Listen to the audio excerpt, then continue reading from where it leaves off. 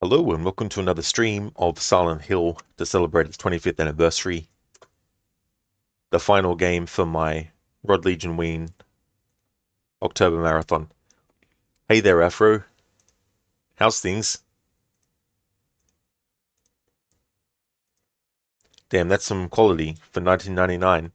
Yeah, FMV sequences by 1999 had started to become really improved, especially if you look at FMV sequences like Tomb Raider 1 versus Tomb Raider 3 even in that series case, which was 1998 when 3 came out. And then this game came out in 1999 and they advanced things a lot further as well with FMV sequences. Coffee, this game's design quality is way ahead of its time. It definitely looks really cool, like the kind of like aesthetic and stuff. After no memory card, huh? Pain you had to wait 6 months to get your 8 megabyte memory card so you used to play every game from the start every time you couldn't save. Yeah, I remember doing that with Onimusha for the PlayStation 2. I didn't get a memory card at that stage when I had the console and that game, so I had to keep starting the game every time I died. And there's a puzzle in that game. It's one of those puzzles where you have a timer, and when it runs out, you die. So I died a few times there. Hey there, Zereth. Or maybe it was the wind, actually. Yeah, it must have been the wind. Thank you for leaving the lurk, must have been the wind. Hey there, Spectrum. It's going well, thank you. How about yourself?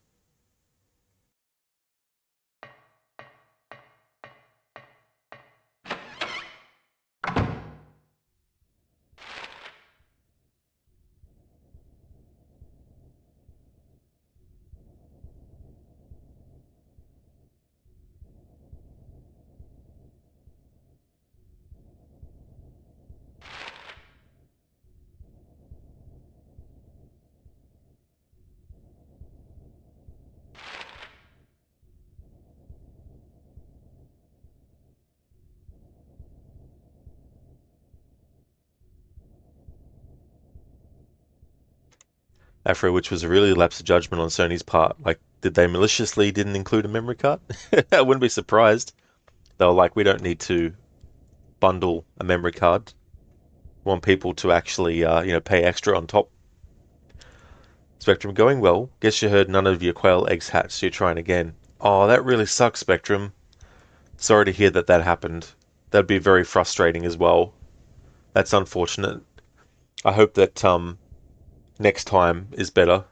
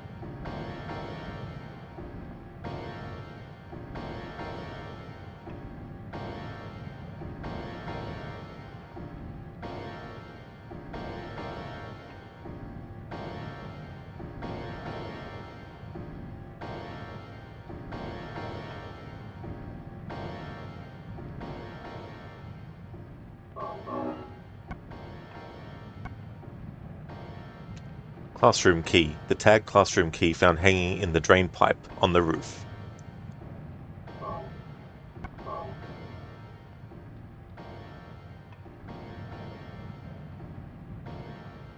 Spectrum, thanks. You expected 36 eggs, but they sent a ton of extra, so you got 59.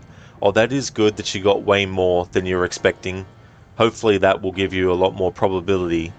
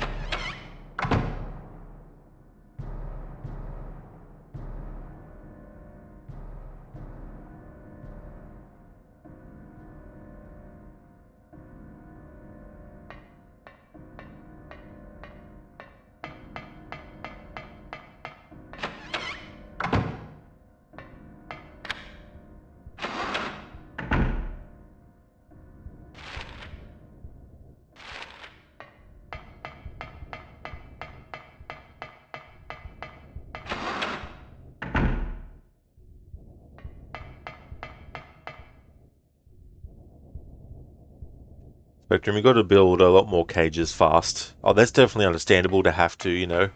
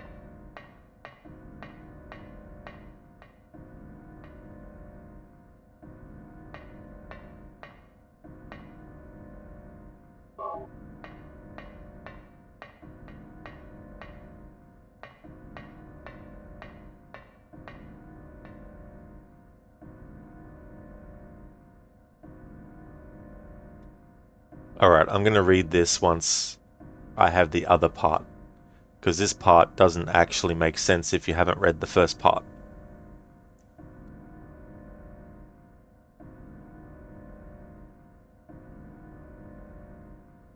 This is from an old fairy tale. I remember reading it as a kid.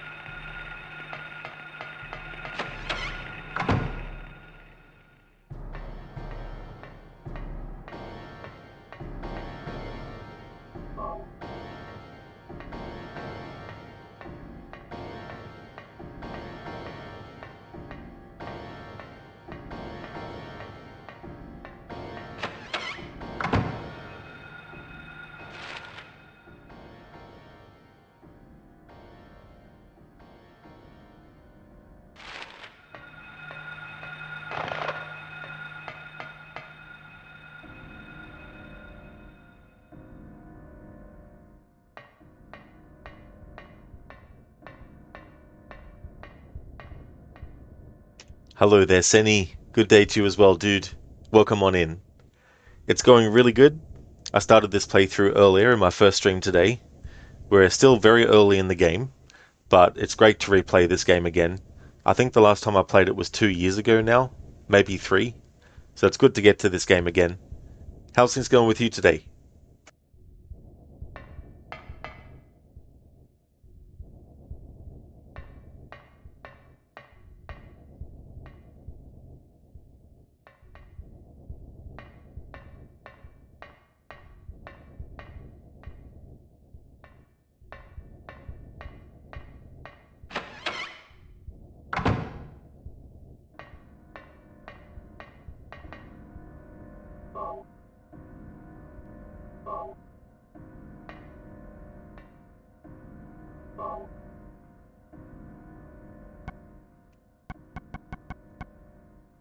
Ampoule.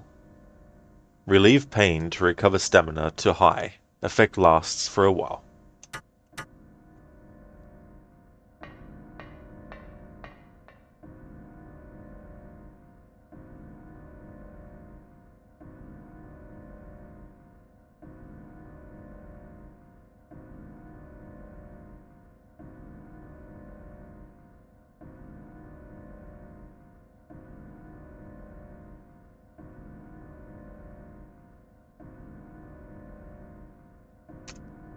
Cheers, dude. Did you play it close to when it came out as well? You're doing well. Another busy day, but at least there's a holiday coming up this week. Oh, very nice, dude. That's cool. Definitely something for you to look forward to. That's for sure. And it was sort of like I think it was the same year when it came out that I played it the first time, but I didn't actually like it the first playthrough. But at the time, I was more used to Resident Evil, and so I didn't fully appreciate this game. So the second time I played it, though, I was like, man, this is such a great psychological horror game. I just didn't recognize how good it was on the first playthrough.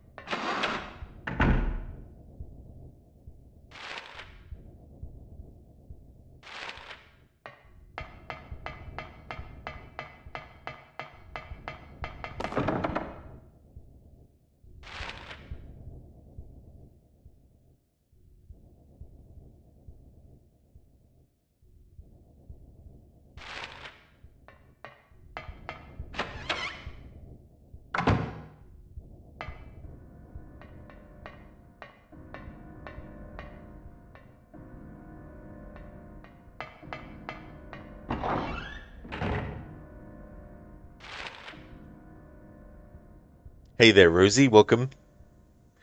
So, what's the plot of this one? You know two pretty well from other streams. So, in Silent Hill 1, Harry is a writer and he's with his daughter driving, and there's a woman in the middle of the road, and he swerves to miss. And when he comes to, his daughter's actually gone missing into Silent Hill. And so Harry is trying to find his daughter, and he meets a cop named Sybil who lives in the next town over from Silent Hill, and she basically comes across him after he has a hallucination, and she gives him a gun and says that she's going to try and contact her precinct, and we've come to the school here as the first lead as to where Cheryl might have gone, which is the name of Harry's daughter. Okay, that's definitely fair. You know that feeling well when you end up appreciating a game a lot more on a replay than initially. Yeah, and I think too, when you sort of like go into a game like this and you've played Resident Evil, they're so very different. It's like apple and oranges. Like there's similarities, of course, like in fixed camera angles and all that kind of stuff. But the Silent Hill series always went for a psychological horror approach, whereas Resident Evil was more visceral gore in your face. And there's gore in Silent Hill, of course, but it's also about symbolism, and it's about, the human psyche and how we deal with certain things subconsciously and all that kind of stuff. Um, But this game specifically, Silent Hill 1, it's more about the kind of like quote unquote magic of the town. So it's got a lot of, witchcraft kind of stuff involved in the plot as well. Rosie, any active delusions or repressed memories? No. Yeah. So spoiler alert, this one isn't psychological horror in the sense of the characters coming to the town because there's some kind of grief or some kind of tragedy that they didn't want to face up to, but they've found themselves in the town and the town is trying to show them, the repressed memories and all that kind of stuff. So that's something that Silent Hill 2 kick-started off. But Silent Hill 1 is about a cult that runs Silent Hill and about Harry's daughter and how she's tied into the cult and what they're trying to do and trying to birth a god and all that kind of stuff. Whereas Silent Hill 2 is more of a journey of a man who's trying to come to terms with what has happened with his wife, what he's done and all those sorts of things. Silent Hill 3 is a direct sequel to this one, so it goes more for the cult stuff again. And Silent Hill 4 is the same way as well. But then the other Silent Hill games that came out after 4, like Silent Hill Origins, Silent Hill Homecoming, Silent Hill Downpour, they're all about characters just like in Silent Hill 2 who have to face up to something from their past and that. Um, but yeah, it's something that Silent Hill 2 kickstarted.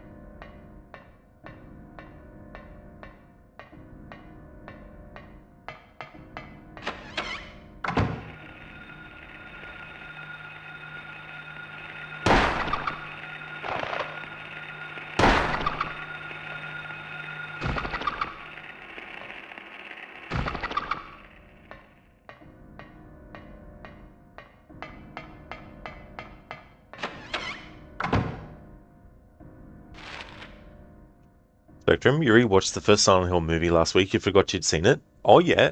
So what did you think of the movie?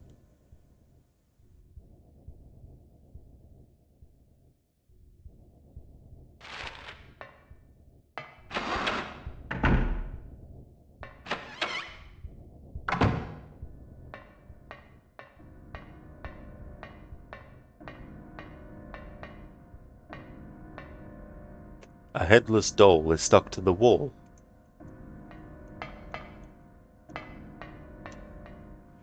Spectrum, you didn't quite get what was causing the hallucinations. It was okay. Yeah, it's kind of like the town itself was founded, I think, on ancient Indian ground, so it's got that element to it as well. But I think it was also a place where there were witch trials as well at some point, and all that combined creates a sort of like supernatural magic that the town has, that it kind of, works on people. And the first Silent Hill movie being more an adaptation of this game, it's not about a character trying to, deal with repressed memories or something like that. It's more along the lines of this one, where it's a town that has been taken over by a cult that worships a deity that they call God, which obviously is not is not is not actually God, but a very twisted version of it. And essentially, the cult wants to birth this god, and yeah, so there's all that about it. Hey there, Lucinda. Good morning. Indeed, Silent Hill hype. Yep. So this is the game. I was hoping that I'd be able to fit it into the month. It's a shame that I couldn't do Silent Hill 4 because I was planning to do that and this, but it would have made this game a different playthrough. But I was still going to do it nonetheless. But now I can do a different playthrough, which is showing all the endings. Got a bit more time up my sleeve. How's your day going today?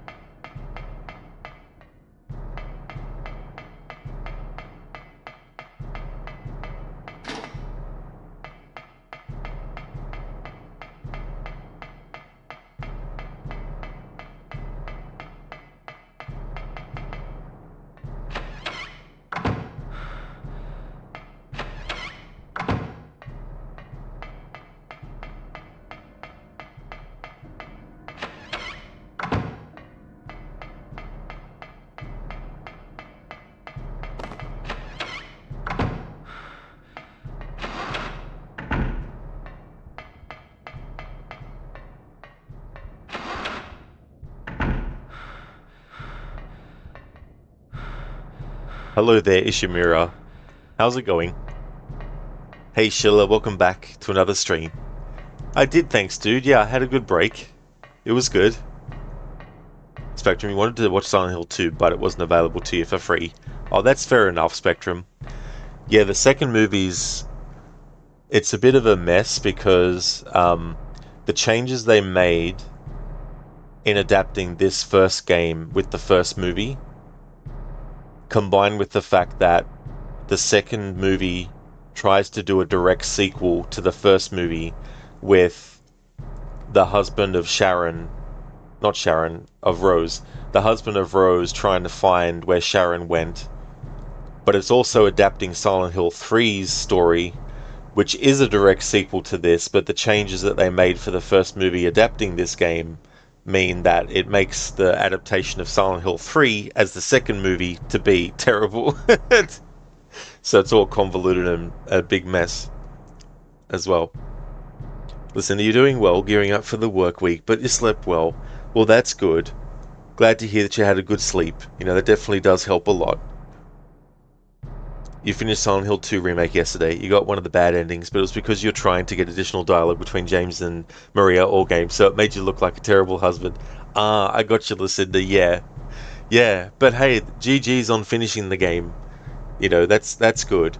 So how'd you feel about the game? And do you think that it's as good as like a Resident Evil remake, or do you think because they're so very different that it's unfair to compare? Or Rosie, nobody attempted to do two.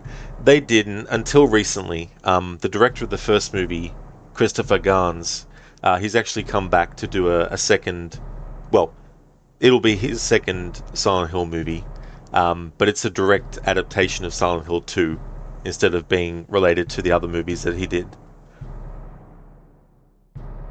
Oh, that's good, Ishimura. I'm glad to hear that you're going well. As for me, I'm doing good. Gearing up for a big month next month. I've got a heap of games to get through, so I'll be pulling 8 to 12 hour streams when I can to get them done. All those buildings destroyed. All those tanks and bad guys gone. I didn't even lift a finger. I swear it must have been the wind. It must have been the wind, Mr. Gote. Exactly, Arnie. That's for sure. How's it going, dude? Listen, it was good. You would absolutely play it again. You would have liked better facial expressions, but that's a minor complaint. You think it's a great remake. Oh, that is good then, Lucinda, yeah. I mean, Bloober Team, that hasn't really been their strong suit with a lot of their games, which is why I think they tend to usually do first-person games, because they don't really have to worry about that much then. But that's good, though. I'm glad that it ended up being a good remake. Hey there, the Percenter. Welcome. I'm going good. Ishmael, what games are you playing next month? So 6 of the 20 games I've got to get through is Watch Dogs 1, 2, and 3, and Batman Arkham Asylum City and Night. And then there's some anniversary playthroughs to do, like Tomb Raider The Last Revelation, Prince of Persia Warrior Within. Then I've got to do my annual playthrough of GTA 5, and then I've got so many other ones as well that I'm probably just forgetting off the top of my head. But yeah, there's about eight or so games there already. Spectrum, there are 3 Silent Hill movies. There will be, yeah, the third one is coming out at some point, but it'll be separate from the other 2 movies because it's adapting Silent Hill 2. Ishmael, you only heard of one Silent Hill film? Yeah, the other one was Silent Hill Revelations, and that came out in 2000 and I think it was 9 or something maybe. I think. Mr. Gate, good. You're going for a good ending, Silent Hill 2 remake. Excellent. That's good to hear, dude. You're halfway through it and you have to be careful doing one wrong thing. Now can fuck it all up. Ah. Yeah, I definitely don't blame you for not wanting to. Percent, you've been streaming a fair bit of Resident Evil 4 Remake recently, after not streaming it all since early May. Oh, very cool. Well, that's good. I hope that you're enjoying that playthrough.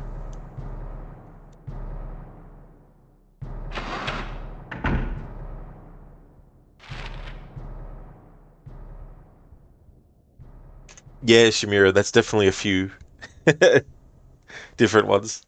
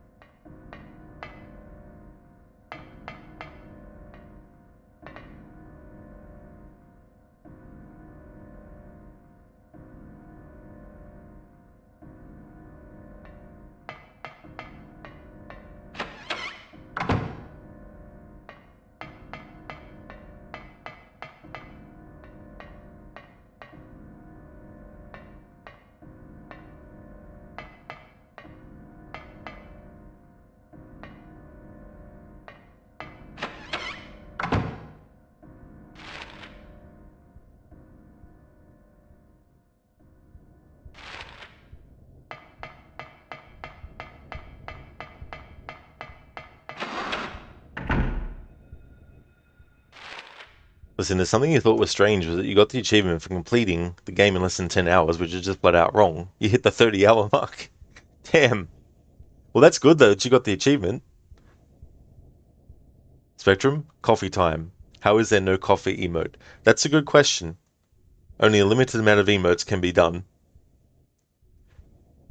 Hope you enjoy your coffee. Ishimura, the one you know is the 2006 film, saw it all at the cinema when it came out. Oh, yeah.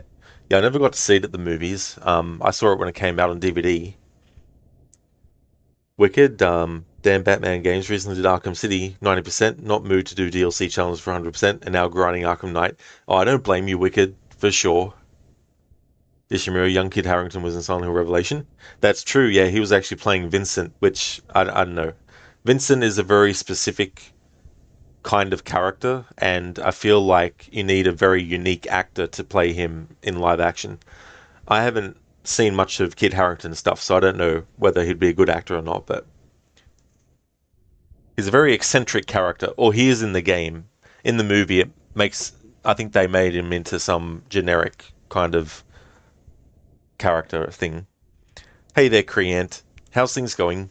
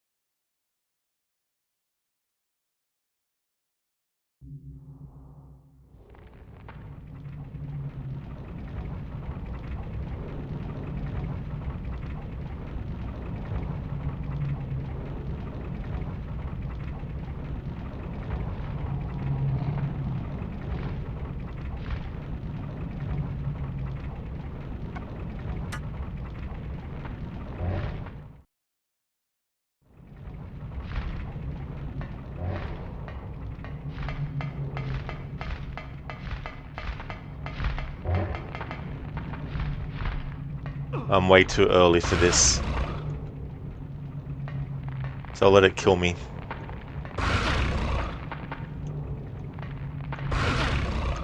Good opportunity to show the death screen.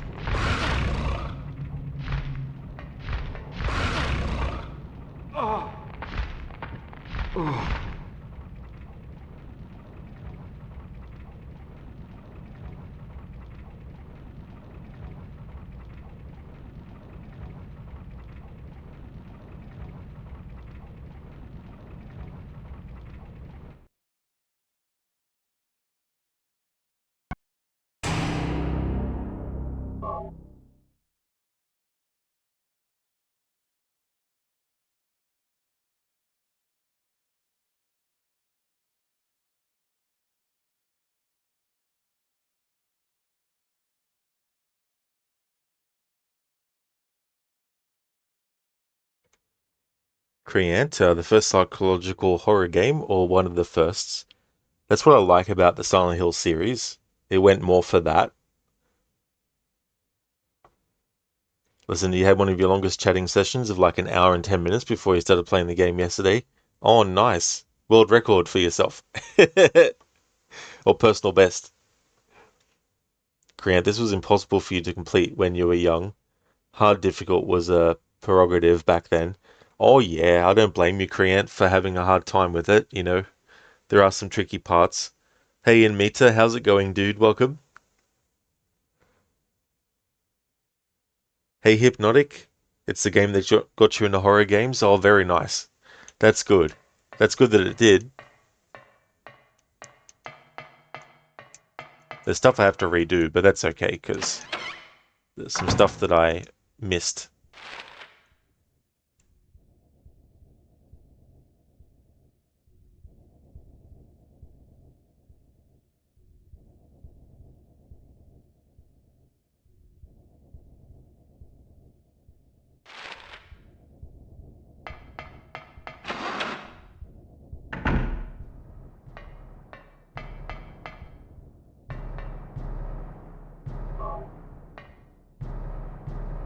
A wheelchair? What is it doing here? I didn't interact with that before. And Mita, all good on your work break at the moment, but it's ending soon, so you have to leave. Hope you're also doing well. That's definitely fair enough, and Mita, good to hear that you're going well, though. And I'm going pretty good. Things are going good. Yeah, Creant the piano part. Welcome back, Spectrum. Oat milk is lovely in coffee, but it doesn't make great ice cream. Ah, okay. Yeah, I've never tried oat milk ice cream.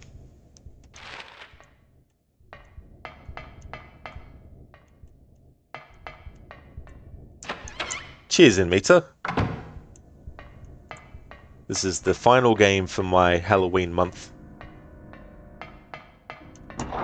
Spectrum, cashew ice cream is really good. Oh, that's good. You got to go now, Mita, but you'll join later if you're still streaming. Have a great stream. Thank you so much, Mita. I definitely will. I'll be streaming for a little bit yet, so chances are you might pop back in before I finish, but I hope things go well.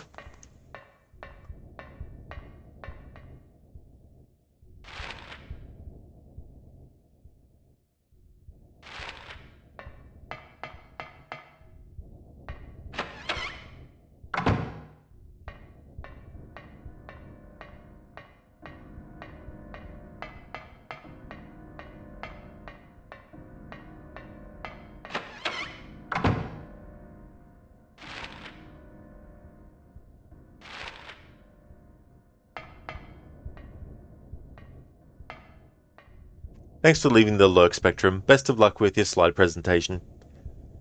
Grand Halloween is a big deal in the US or UK, right? In America, yeah. Not so much here in Australia.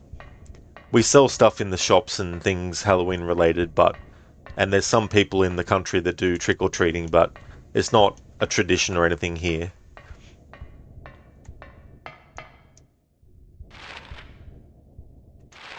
I just like it in terms of like horror stuff because I'm a fan of horror games and movies, so it's a good month to focus just on horror stuff.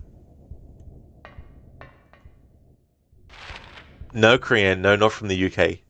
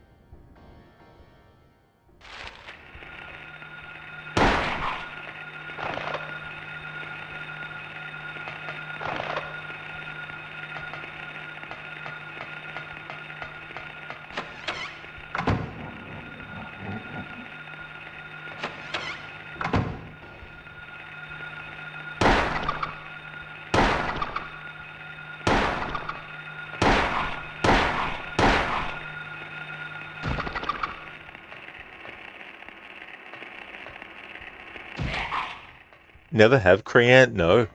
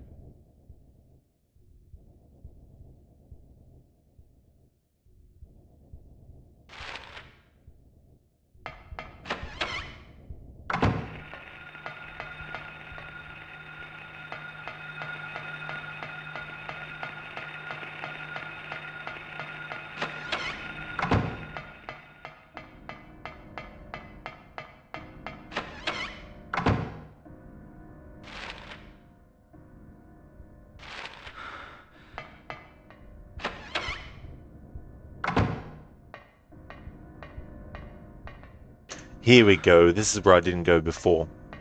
These bathrooms.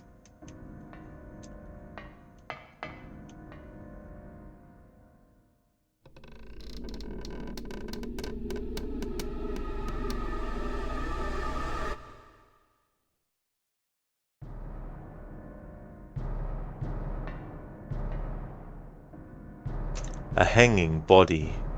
This is sick.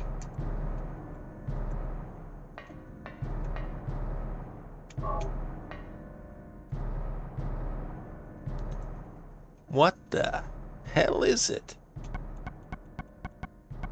Shotgun. Fires in a wide radius. Holds up to 6 rounds. I didn't realize how many handgun ammo I had. 196 bullets. Not enough. Creator's completely normal here. Is it? Yeah, this is like, oh yeah, it's an everyday occurrence.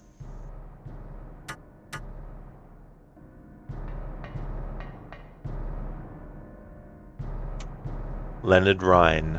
The monster lurks. The monster lurks? What's that supposed to mean? In the Silent Hill movie, they create a character called the Janitor, who was a nefarious janitor who did very terrible things in a children's school. And so he's one of the monsters in the movie. And I think this is supposed to be that monster. Or in the movie it's a monster, but in this game it's just a hanging dead body. Listen, you ended up having a lot of extra ammo in Silent Hill 2 yourself? Yeah, it's like I got 500 handgun bullets. That's pretty good. It's good though. Like I like that feeling of having more than you need.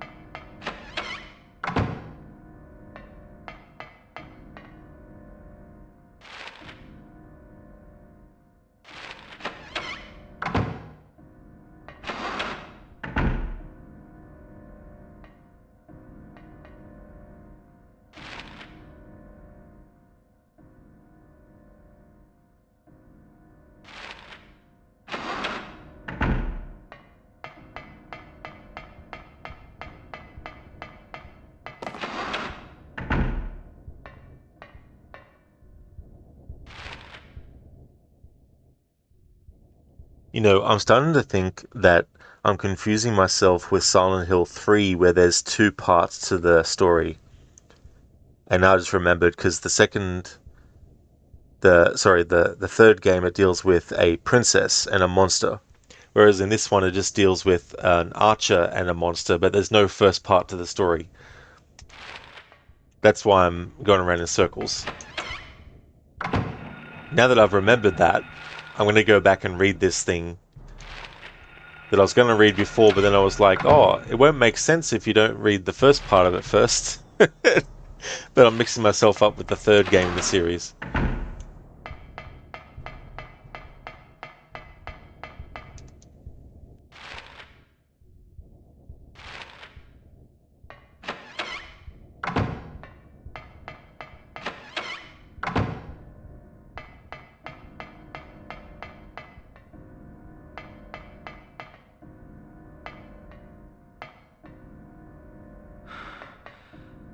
Alright, now to read it.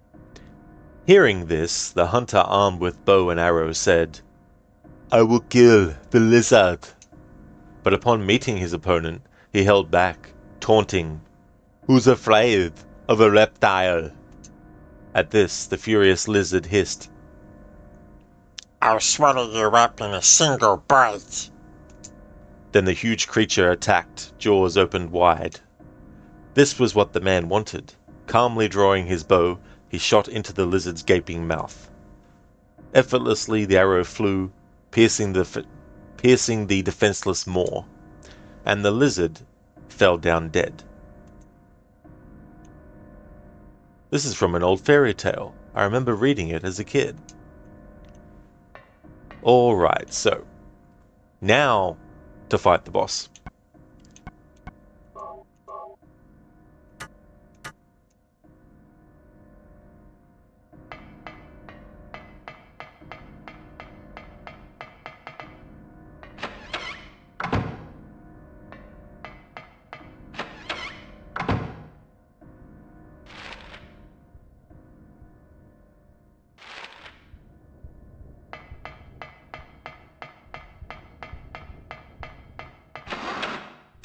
That's right, Placenta, yeah. It's funny that.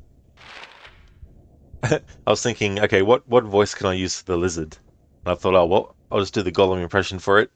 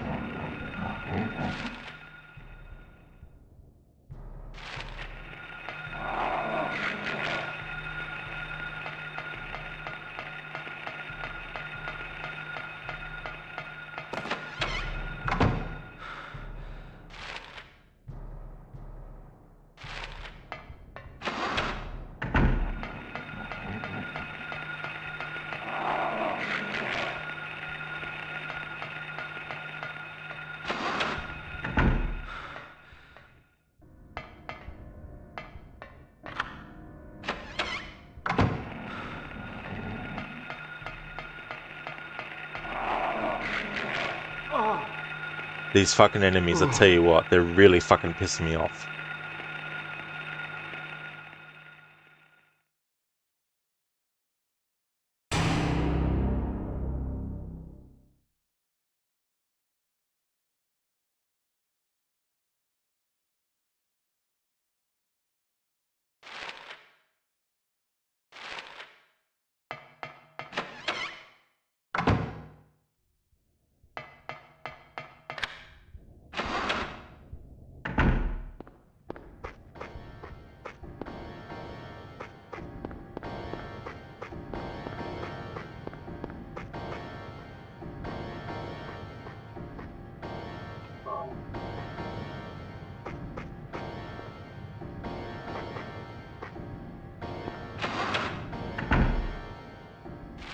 That they do, Scar. Absolutely. Talk about a friggin' pain. That's all good, Lucinda. No problem at all. Thank you so much for popping in. I really hope that work goes well for you today. Would like to highly recommend people check out Lucinda's channel if you haven't before. Lucinda just finished her first ever playthrough of Silent Hill 2 Remake. Also did Little Nightmares 2 for a first playthrough earlier in the month. Next up, in terms of horror games, she's got Hellblade 2 that she'll be doing a playthrough of. Also a big fan of the Dying Light series as well as the Dead Island series, also The Last of Us and Evil Within, as well as stealth games like the Dishonored series as well. So definitely recommend checking out Lucinda's channel. And Lucinda, that's absolutely no trouble at all for the shout out. No worries at all. Hope you have a great one. Definitely catch you again soon.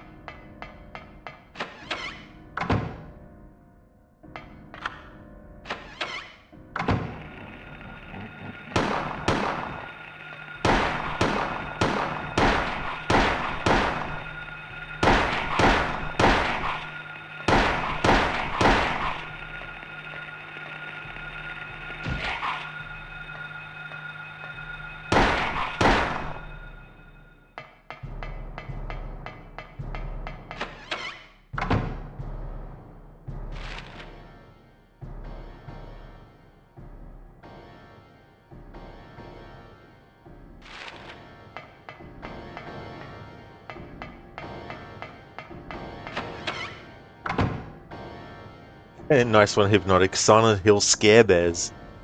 Absolutely, that's definitely very fitting.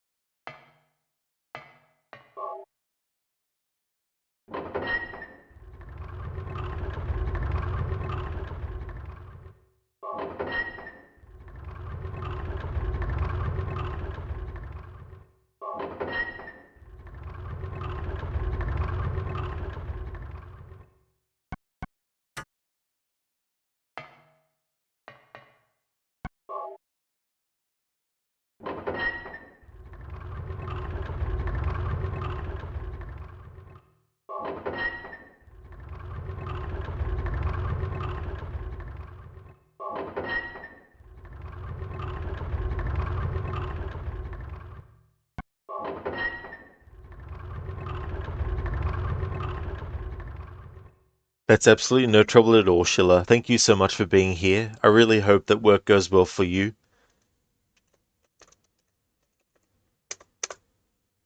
Hey there, E-Tone. The hills are not so silent. Pardon me, they're definitely not. No, absolutely not. Welcome, E-Tone. How's it going? Would like to highly recommend people check out Sheila Locke's channel as well. He's doing a playthrough of Amnesia: The Dark Descent. It was his first time playing through that game. He's also a fan of Dead by Daylight, as well as the Dark Pictures series of horror games by Supermassive, Man and Medan, Little Hope, House of Ashes, and The Devil in Me. Great streamer, so definitely recommend. And that's all good for the shout out. Listen, Sheila, no worries at all.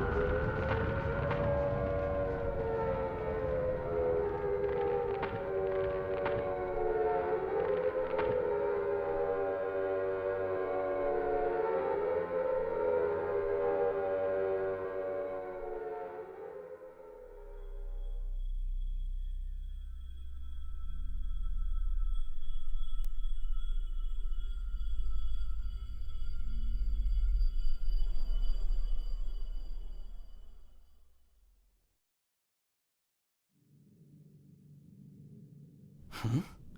What was that? Who in the hell was that?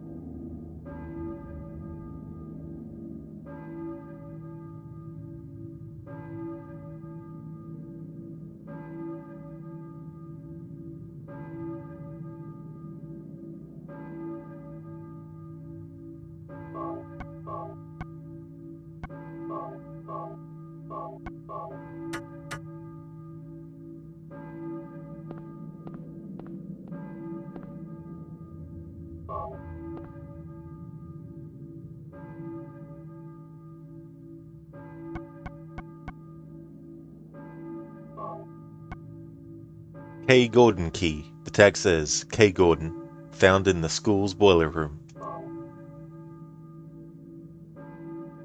K. Gordon, Old Silent Hill, Southwest Block.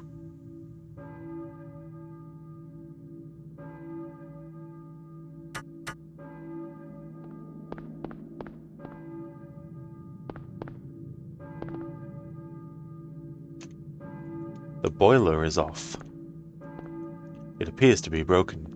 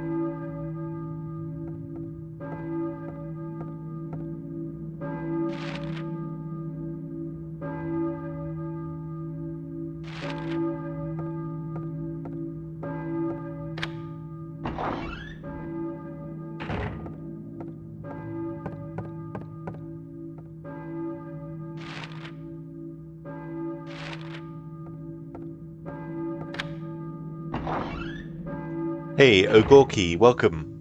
How's your day going? Yeah, Shaky, for whom the bell tolls.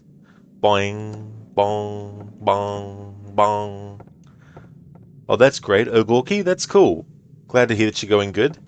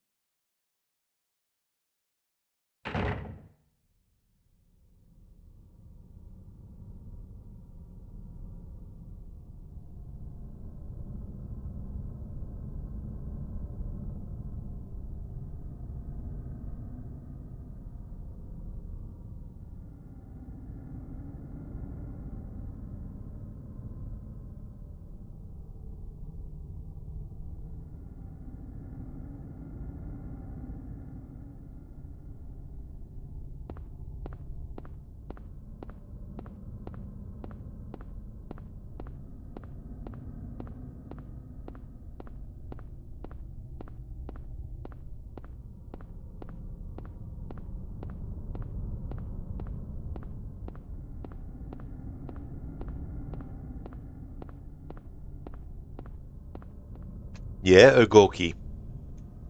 Yeah, hard to believe another game that came out so long ago now. Before this playthrough, I did a Resident Evil 3 25th anniversary. And before the year is out, I need to do a 25th anniversary of Tomb Raider: The Last Revelation.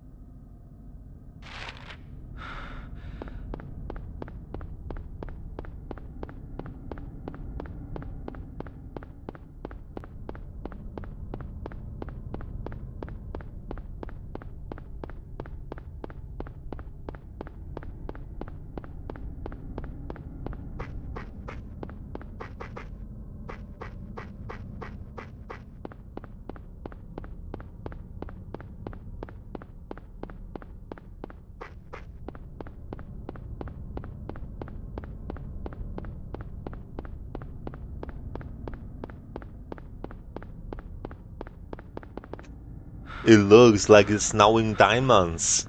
Not bad for a place as a violent hill.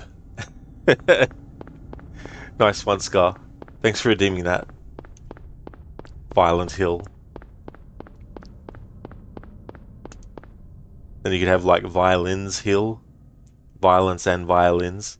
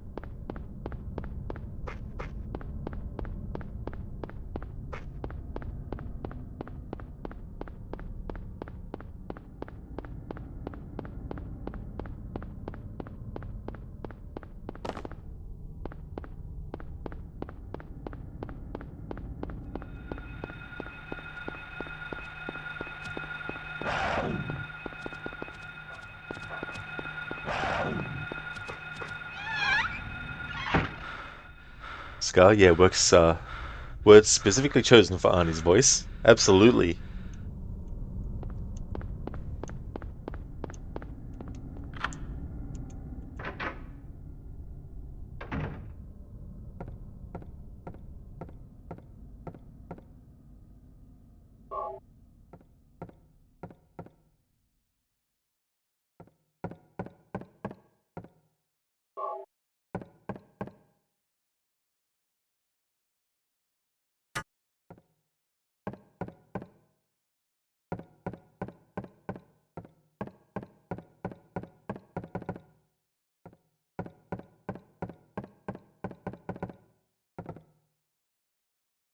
There's a TV set. The power must be out. It doesn't work.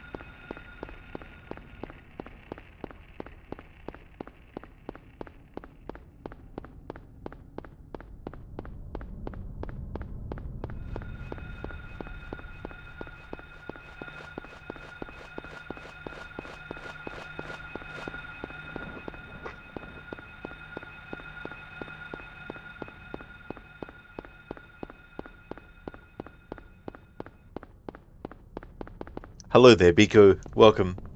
Absolutely, yeah. This is my last horror game for October.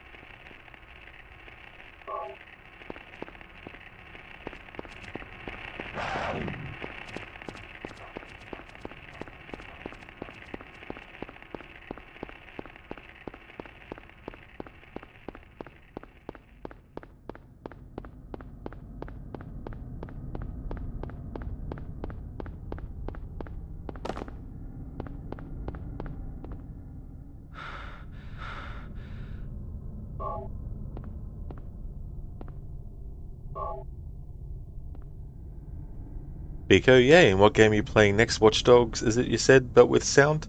So that will be coming up, but I've still got my Assassin's Creed Unity playthrough I'm currently doing. So on Friday, which will be the 1st of November, I'll be doing 7 days a week of that game, and then I'll be doing another game after that. I haven't decided which one it'll be, but from here on out, I'll be doing one game at a time. When I finish one, just jump to the next. However, having said that, maybe getting towards the end of November, I might actually start to do a couple of games on the schedule at once, like a couple of days for one game, a few days for another one. You'll be back then, back in with the fam. Well, that's no worries at all, Biko. Thanks for joining on the horror streams that you have, though. Shaky, the real horror was the friends we made along the way. Exactly. There's lots of friends to be had in Silent Hill.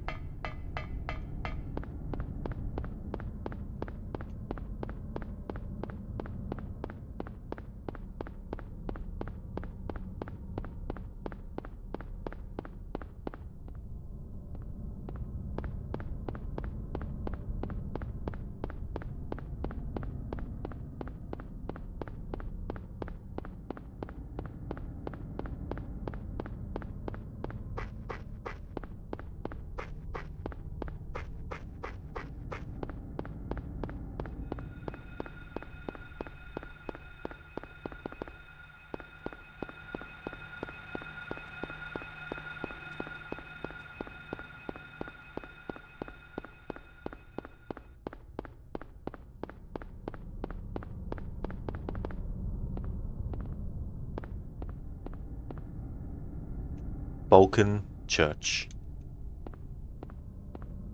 It was foretold by gyromancy.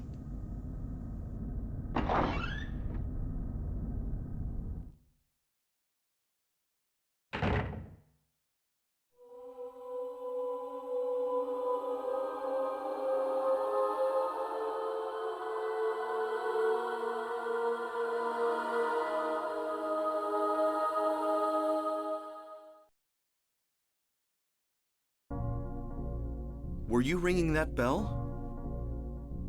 I've been expecting you. It was foretold by gyromancy. What are you talking about? I knew you'd come. You want the girl, right? The girl? You're talking about Cheryl. I see everything. You know something. Tell me. Stay back. Nothing is to be gained from floundering about at random. You must follow the path. The path of the hermit concealed by Flauros. What? What are you talking about? Here, the Flauros, a cage of peace. It can break through the walls of darkness and counteract the wrath of the underworld. These will help you. Make haste to the hospital before it's too late. Wait! Don't go yet!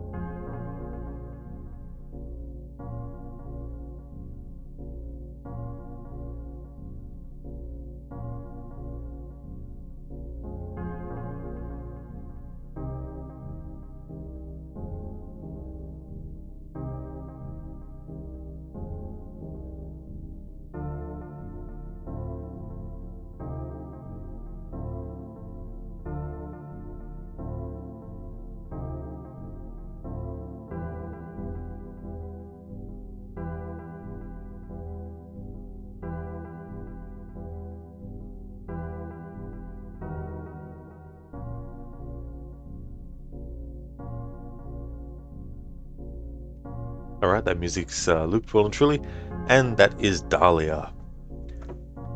So just to talk a bit about Silent Hill games for a second.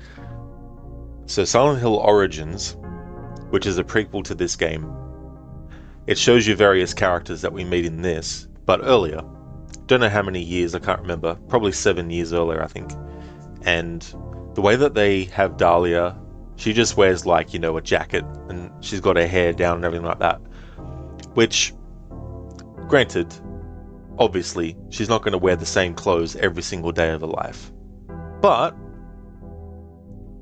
in the prequel, they should have not made her look exactly the same, but similar as well.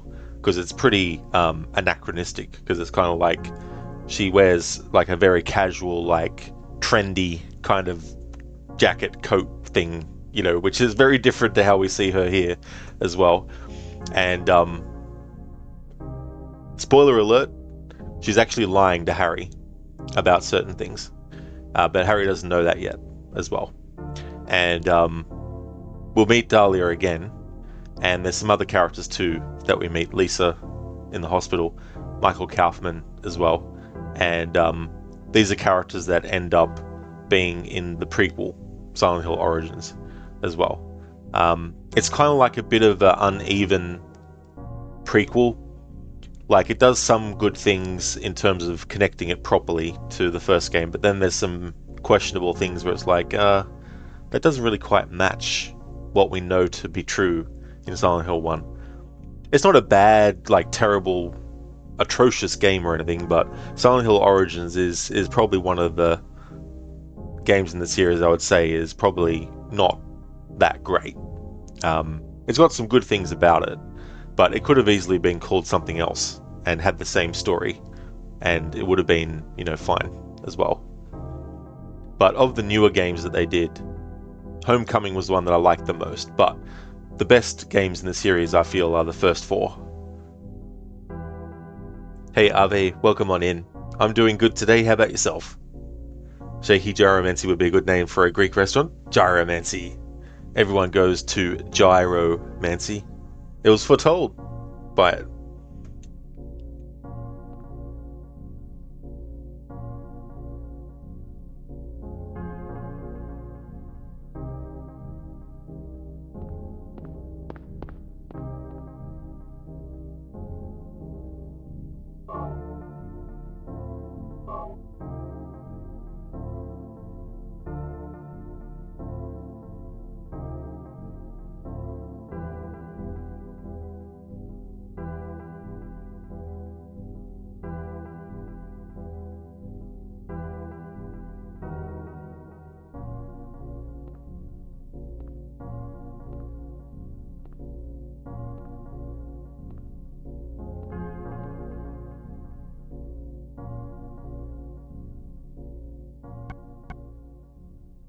Drawbridge key. Key to operate the drawbridge. Found in the church. Flauros. Pyramid-shaped object found in the church. Purpose and use unknown.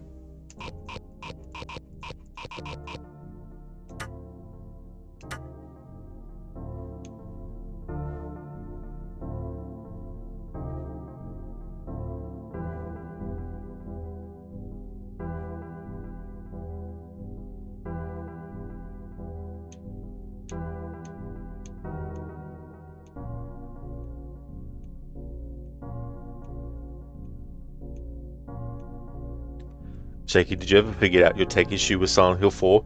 It's basically the game is using way too much RAM that my laptop can handle while also streaming the game at the same time. And instead of having choppy quality like that, I'd rather not play the game at all on stream. So it's unfortunate, but it was like, yeah, I don't want to put up with it. Ave, you're doing good. Off work for 3 days, taking a writing course. Oh, very nice, Ave. That's cool that you're taking some days off. That's awesome. I hope that the writing course is going to be well. Yeah, Shaky, nice dancing. Harry is a disco king. Pardon me. Crooked, it looks like the character is having epileptic seizure. What do you mean? I don't see that at all. Like, Harry's just standing there normally, isn't he? You're writing the script for what you in Sweden call a summer talk that you will later record yourself reading, then you'll edit in music that fits the theme and vibes of the talk. Oh, very nice. That's cool. That's a good idea as well, to do all that and then add some music to it as well. Gives it a little bit more oomph to it, you know. You sort of want to become a narrative director. You mean really, you don't know what you want, but for the first time you feel interested in something other than a basic post-high school job. Well, that is great though, It's good to find out stuff like that as well, and definitely give it a shot, you know, even if it's something you don't ultimately feel like doing beyond a certain point, you know, at least, you know, give it a shot and see how you feel about it and how it goes. So I hope you enjoy the experience as well. Thanks for clipping that moment, Shaky. But if you remember, if you became a director, we have that deal. I've actually completely forgotten.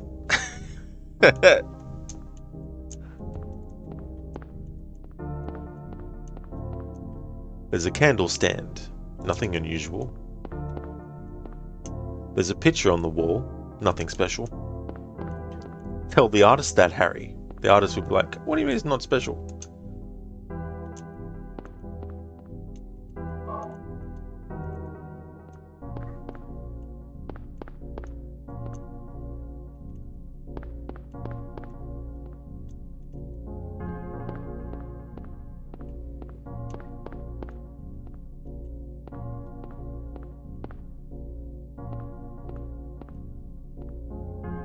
There's a collection box, nothing inside.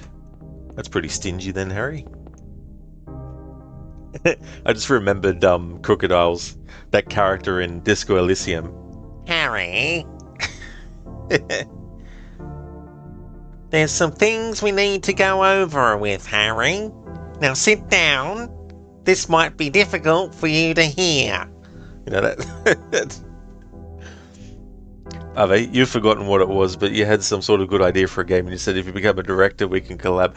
Oh, now I can't remember. I still can't remember what it actually was, but I do remember that. Now, it is Ave. Yeah, this is the first one. Yeah, the very first one, 1999.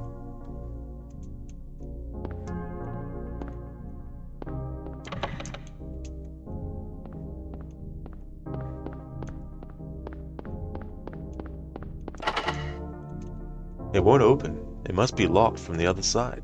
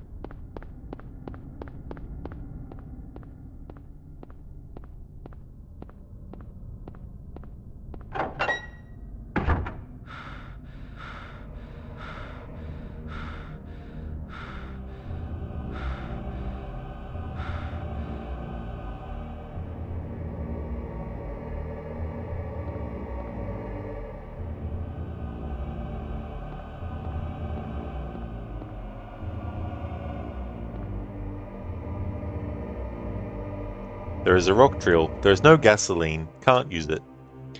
Not yet, anyway.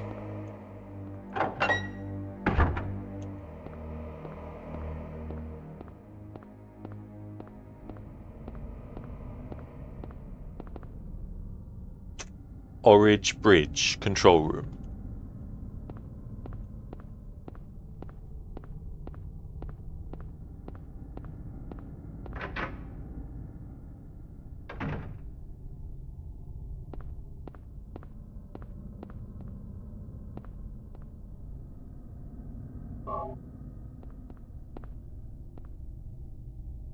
There's a keyhole on the control panel.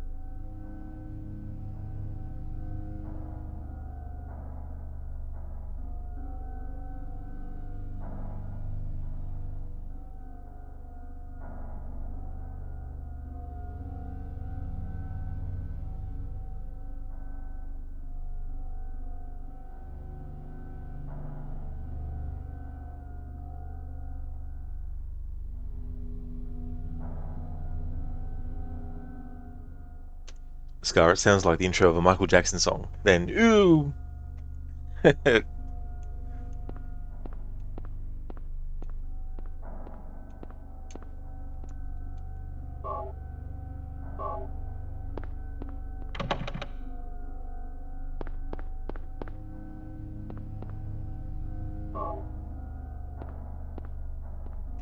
So this part here, you don't have to go here. There's no requirement to go to this police station in this game, but if you do go here, there's some interesting things you can read about.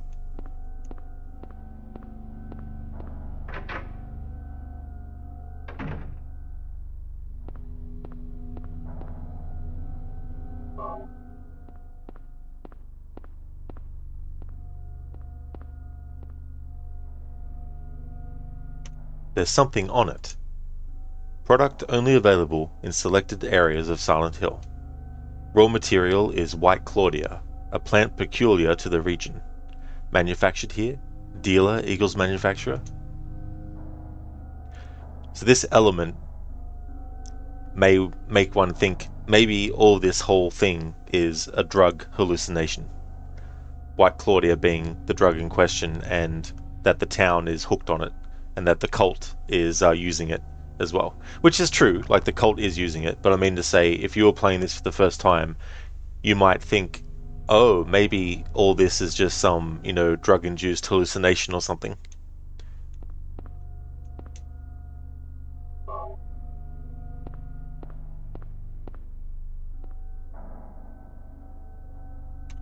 There's a memo on the desk. Coroner Seals called. Officer Gucci is unlikely to be murdered. He apparently died naturally. But medical records show Officer Gucci had no prior symptoms of heart disease. So this character that's mentioned here, in the Silent Hill movie, they actually took that name and the fact that he was a cop and actually created a new character for the movie. But I can't remember who the actor who played his name. Can't remember the actor who played him though. But I think he's one of those actors. I never watched it, but I knew that he was in it. The show Sons of Anarchy has him in it, but I couldn't even describe to you. If anyone who knows that show, I wouldn't be able to describe to you which actor I'm meaning as well. But he was also in one of the Resident Evil movies. He was in Resident Evil Afterlife, I think, as one of the prisoners or something. Turns out he was a scumbag in that movie.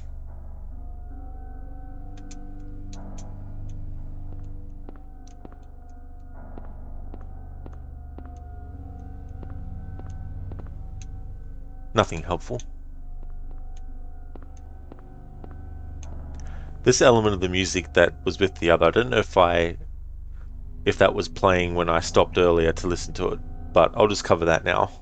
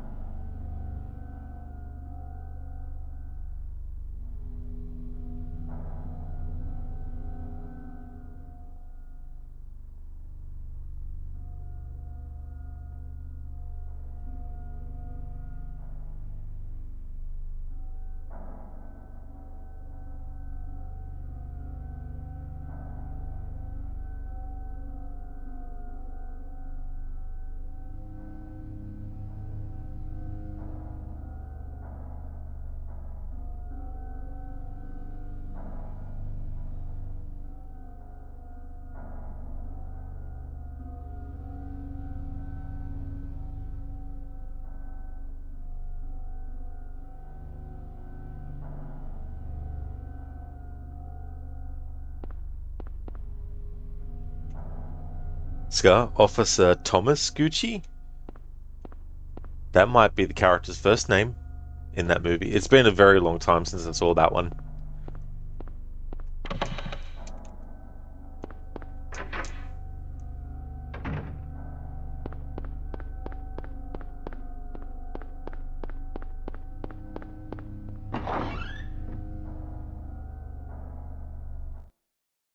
Oh, was him Scar? Oh, cool. Yeah, so that's a character that was also in the movie, but we don't see them in the game. We just read about them. He saved the girl, or kinda. Yeah, yeah. He still has the burn scars on his hands for when he got a lesser out of the fire.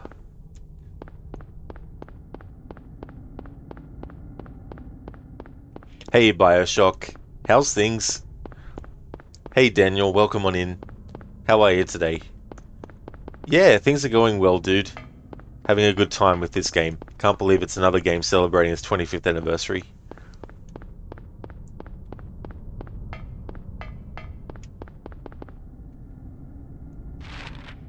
You really like those movies?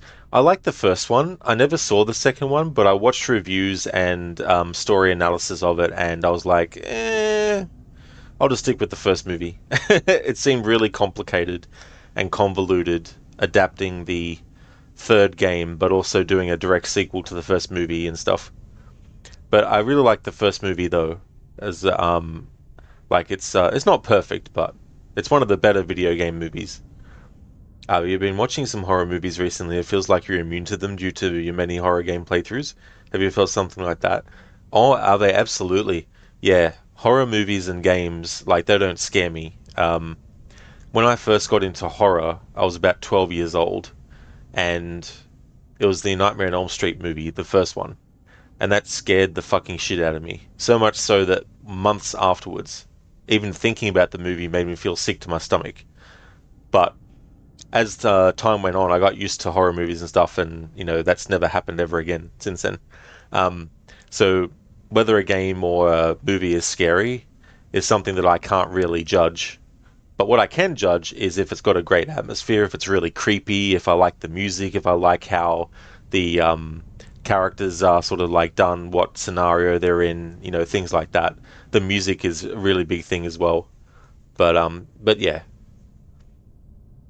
Daniel, they weren't perfect, but they were pretty faithful to the spirit of the games. That's true, which sometimes is enough, but other times you need to be better at adapting something. But it'll be interesting to see what the new movie will be like, because it's adapting Silent Hill 2, the game, and the same director as the first movie is doing it.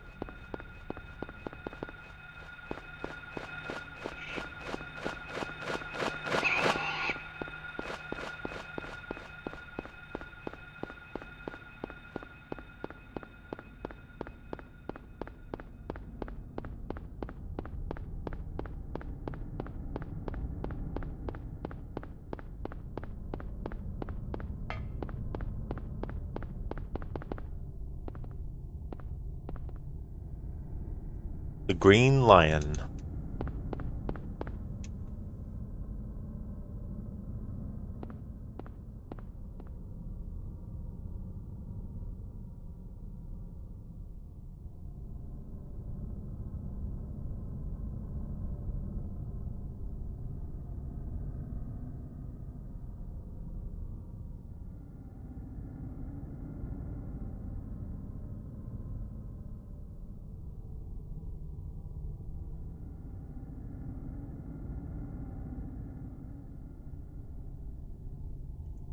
But you watched it on release and you were so damn scared. It was crazy how scared you were. You barely remembered anything of the movie, so you decided to rewatch it, and you've never even flinched. You only cared for the story. Oh, well, that's definitely fair too, as well.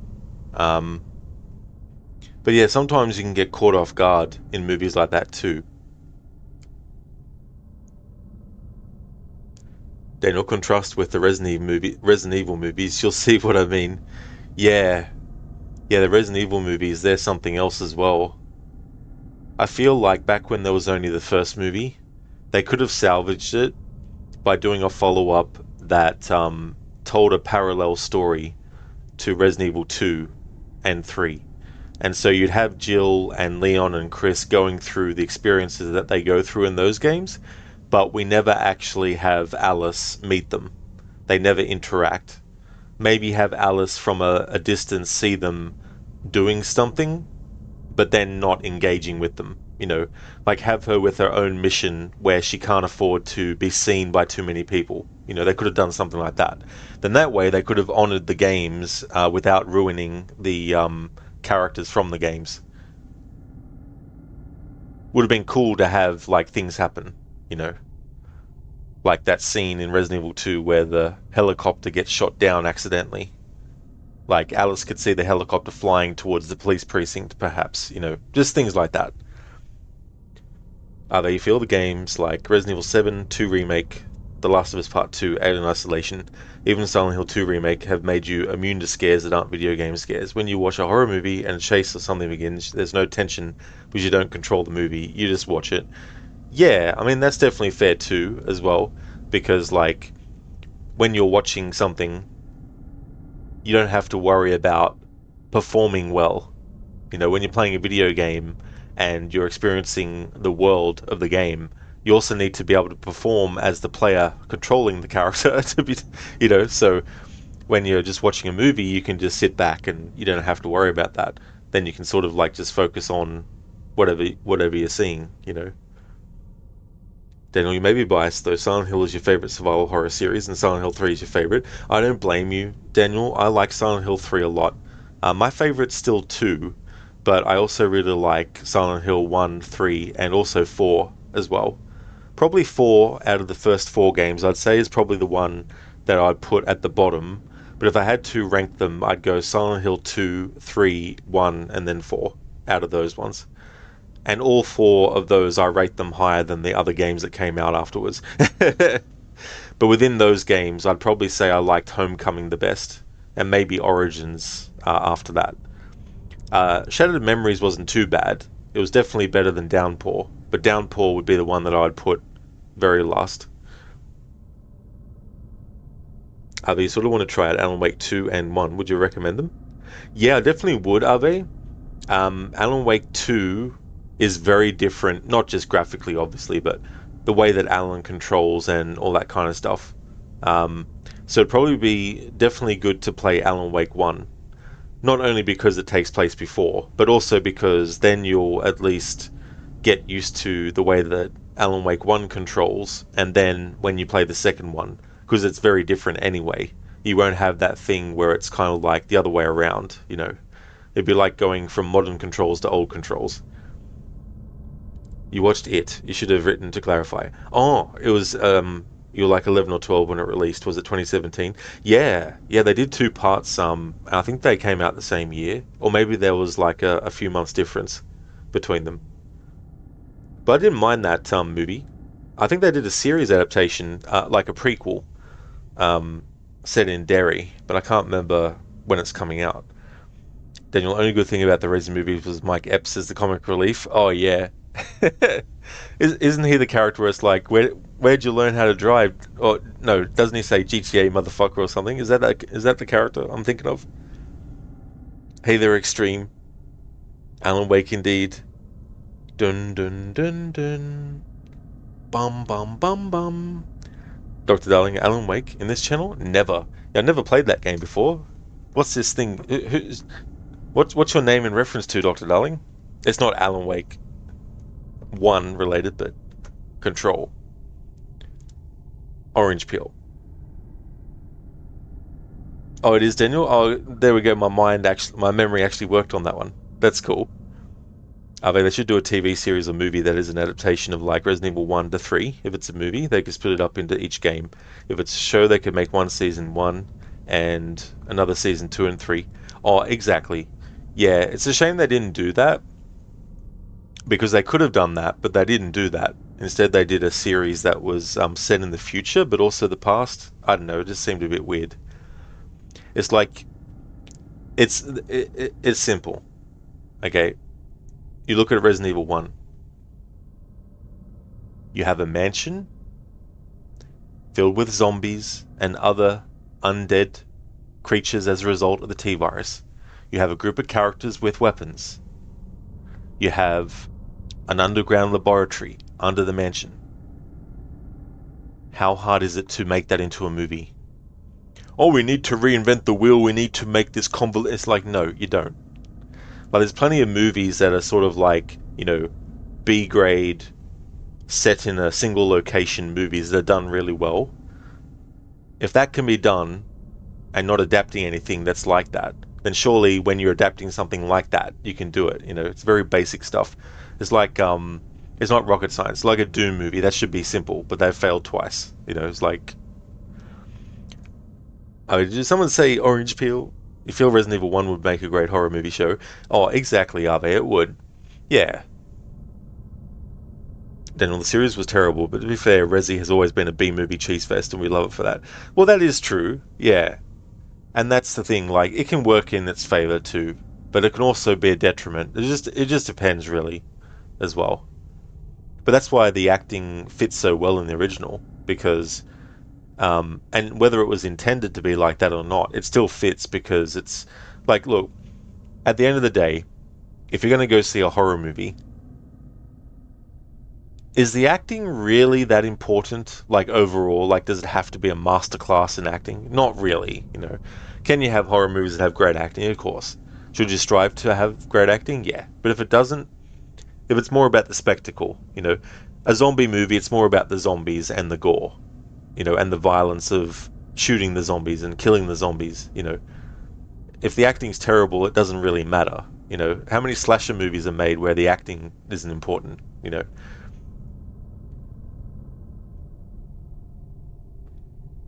Resident Evil movies make the AC movie look like a masterclass adaptation. Well, I didn't mind the Assassin's Creed movie. That has a whole set of different issues with that as well. And yeah, but there's a lot about that movie that they did well, but they really should have focused more on the past and not in the present day story.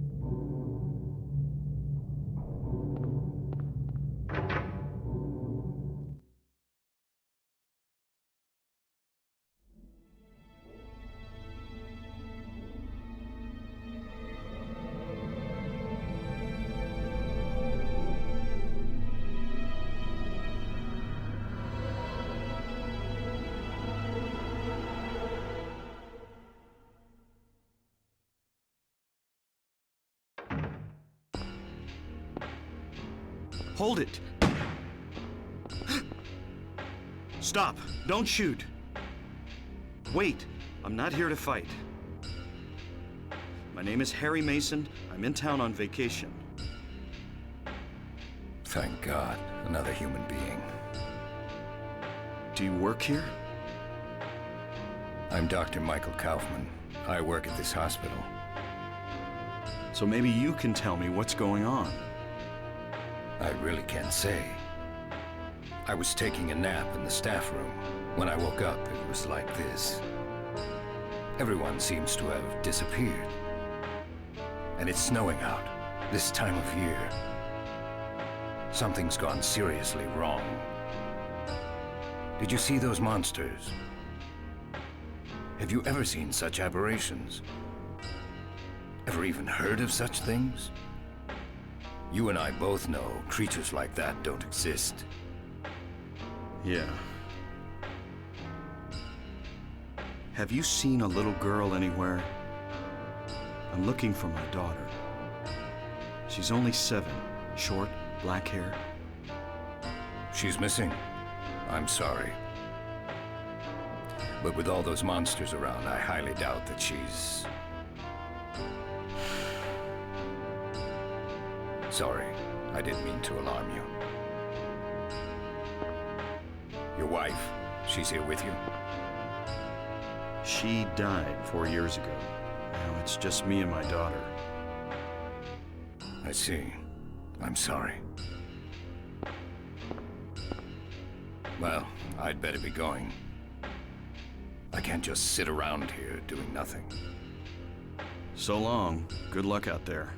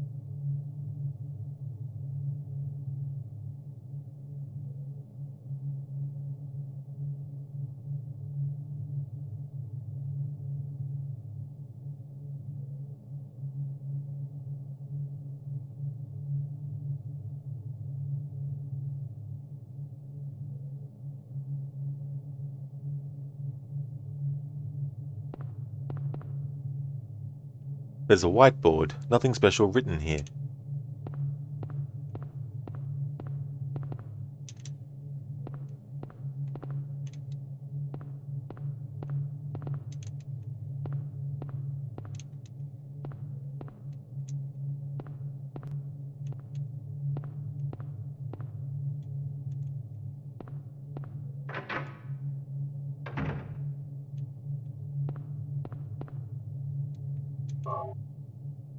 The phone's out. Can't get a dial tone.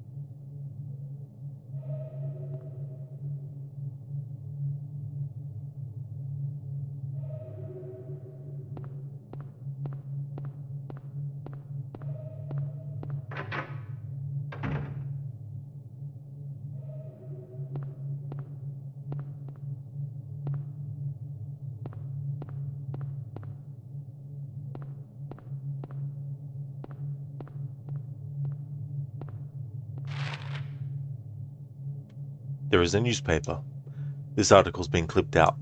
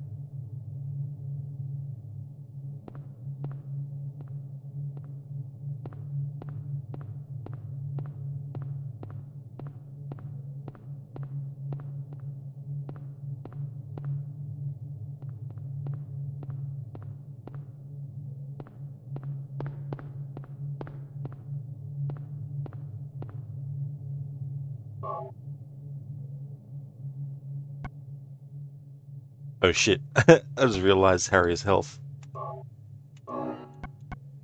Basement key. The hospital basement door key, found on the table in the first floor conference room.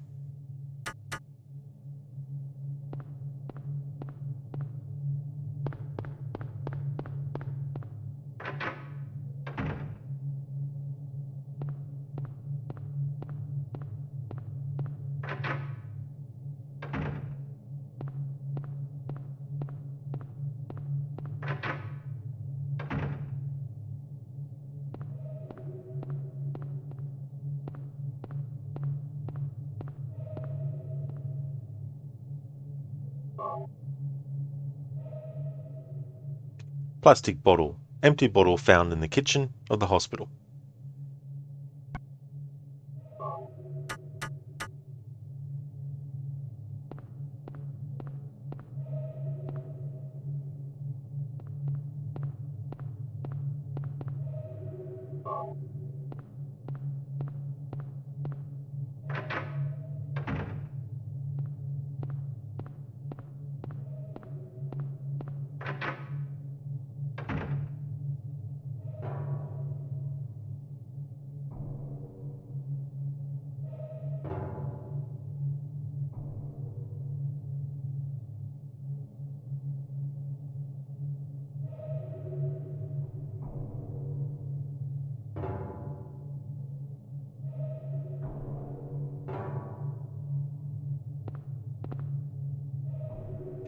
The shelves are all messed up. Who did this? Must have been the wind.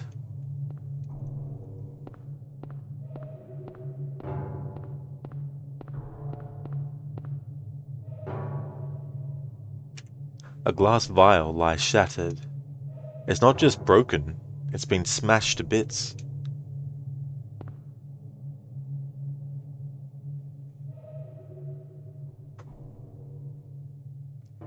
Alright, so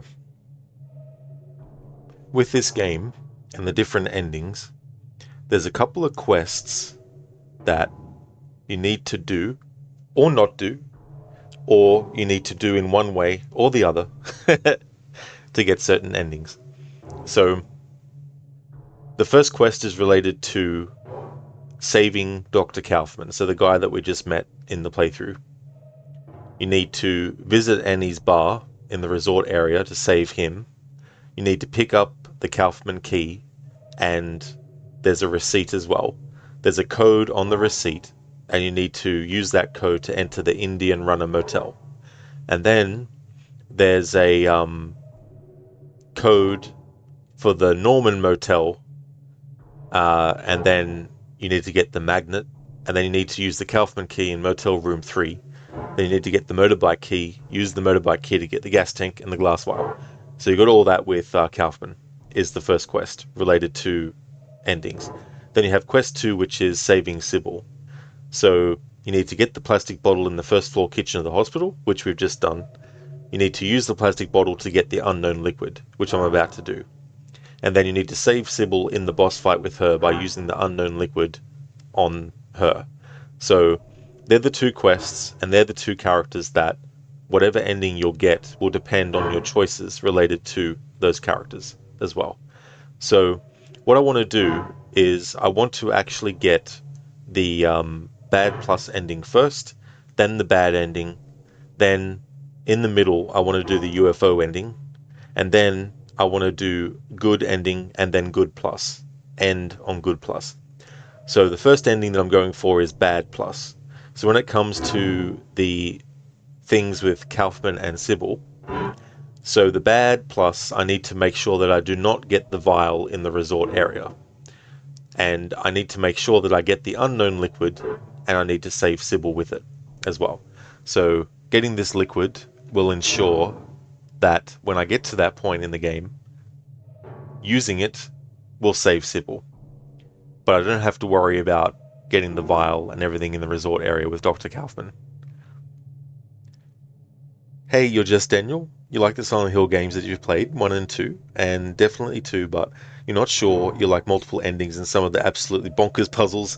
That's fair for sure. Some of those puzzles, and depending on what difficulty you've put them on, can be very, very annoying trying to figure them out and trying to find your way around sometimes.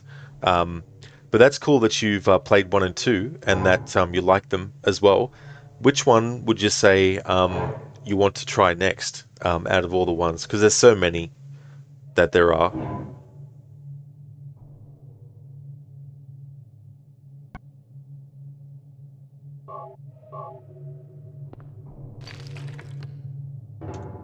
The remaining liquid has been emptied into the plastic bottle. What's this?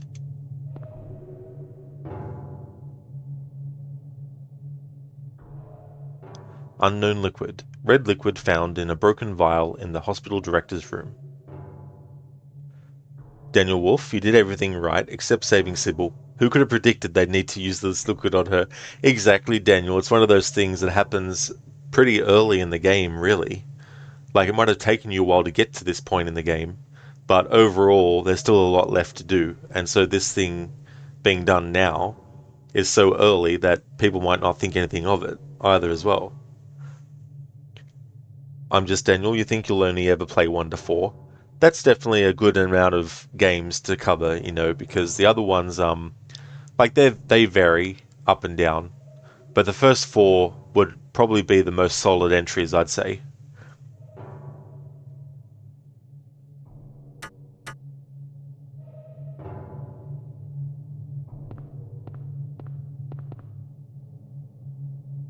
Books are scattered around the desk. Nothing else of interest here.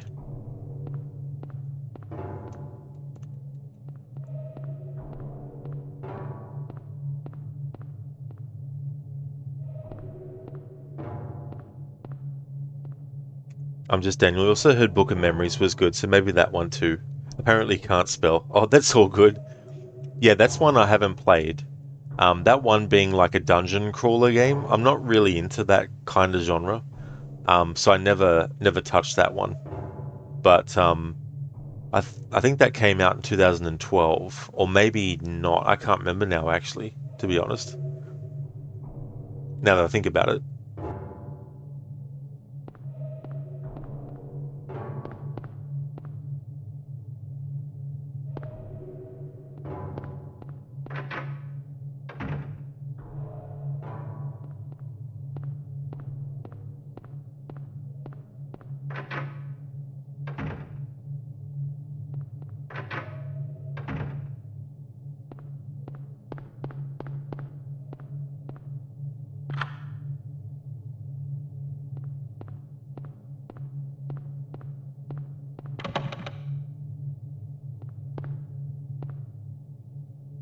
There's a vending machine. It doesn't work. Aw.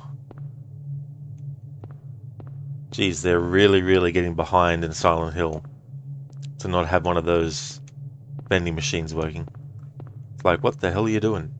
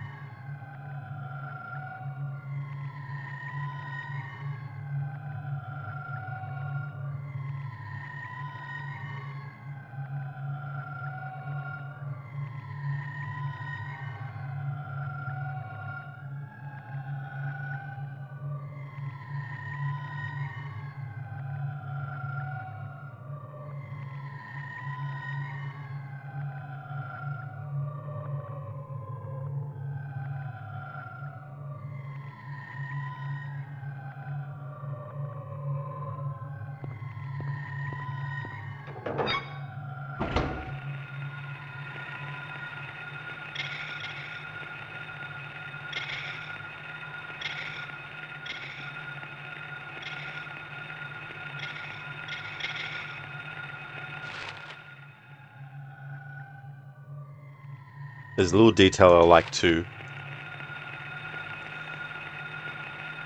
It's just a small thing, but it is good that if you don't have the flashlight on, you can't look at the map.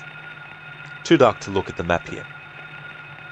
Yeah, Daniel Wolf, I'd say that too, as well.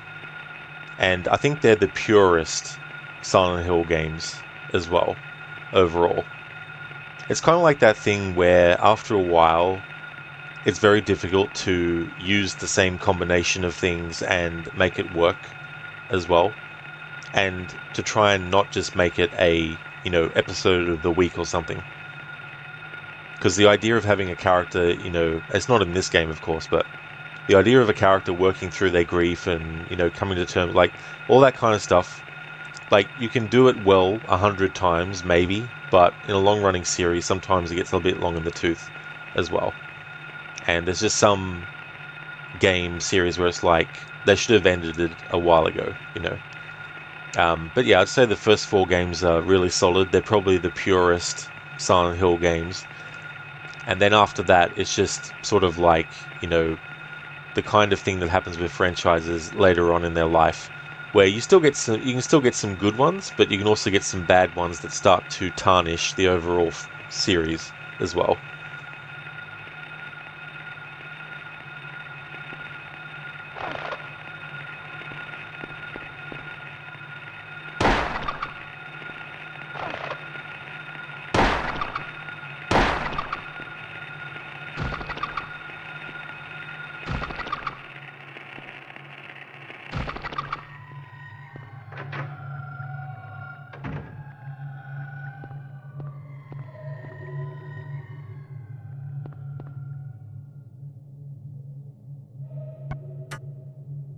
Won't be interacting with that just yet. I am Zayas, yeah, still going. I won't be streaming for like hours more, but still going for a little bit more. Daniel agreed, some series do the Dragon Ball thing, getting worse and more ridiculous as they go along. Yeah, and like you can sort of still have fun with that, but you have to sort of like realize that it gets too far removed from what it was originally intended to be as well.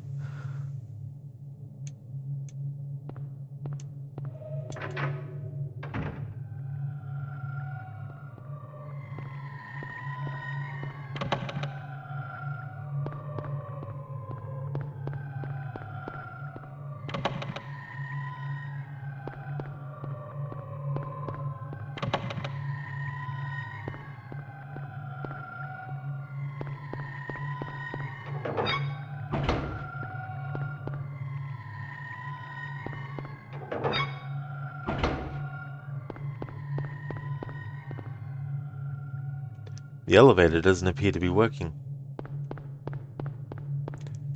Maybe the elevator's on strike.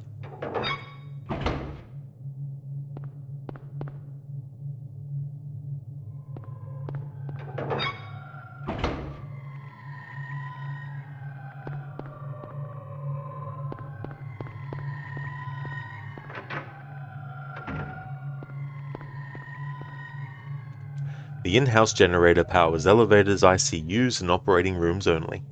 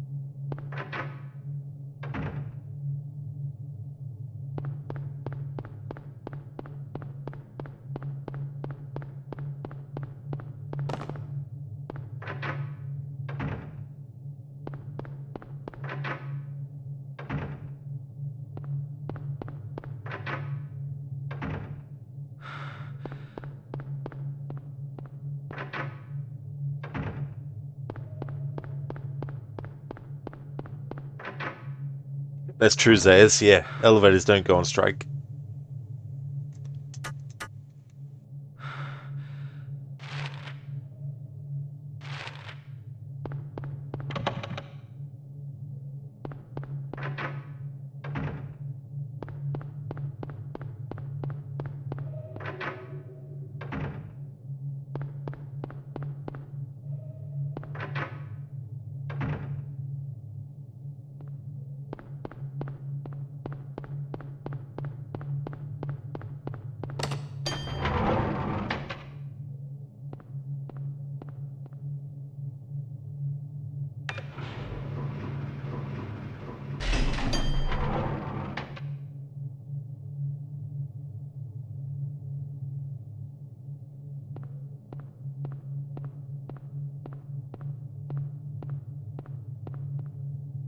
Zayas, you wonder how they do these in remakes, just the dungeons with the day and night.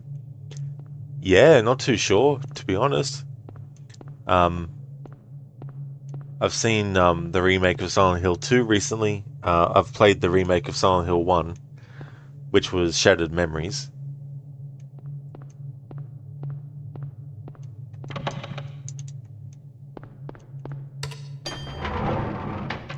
Hey there, Terry. Welcome on in.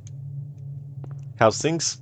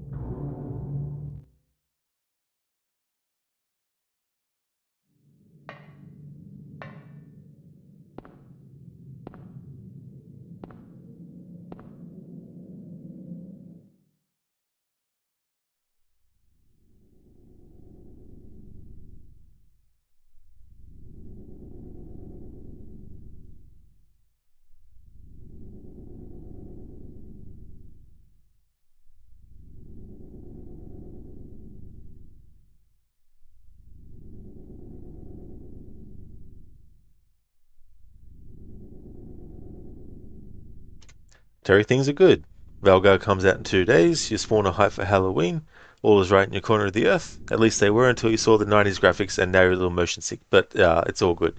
Ah, sorry to hear that that's happening, Terry. That would be terrible to have motion sickness and stuff from games. Glad to hear that things are going good otherwise, though. And not too long until Halloween day/night. That's for sure. In fact, here it just ticked over to the 30th. So we're almost there here in Australia. You used to get it all the time playing Parasite Eve. Yeah, I haven't, knock on wood, had that kind of stuff happen with games. Like, I haven't had any sort of like feelings of claustrophobia from video game stuff. Not that I have in real life either, but there's various things that I don't experience when playing games, fortunately.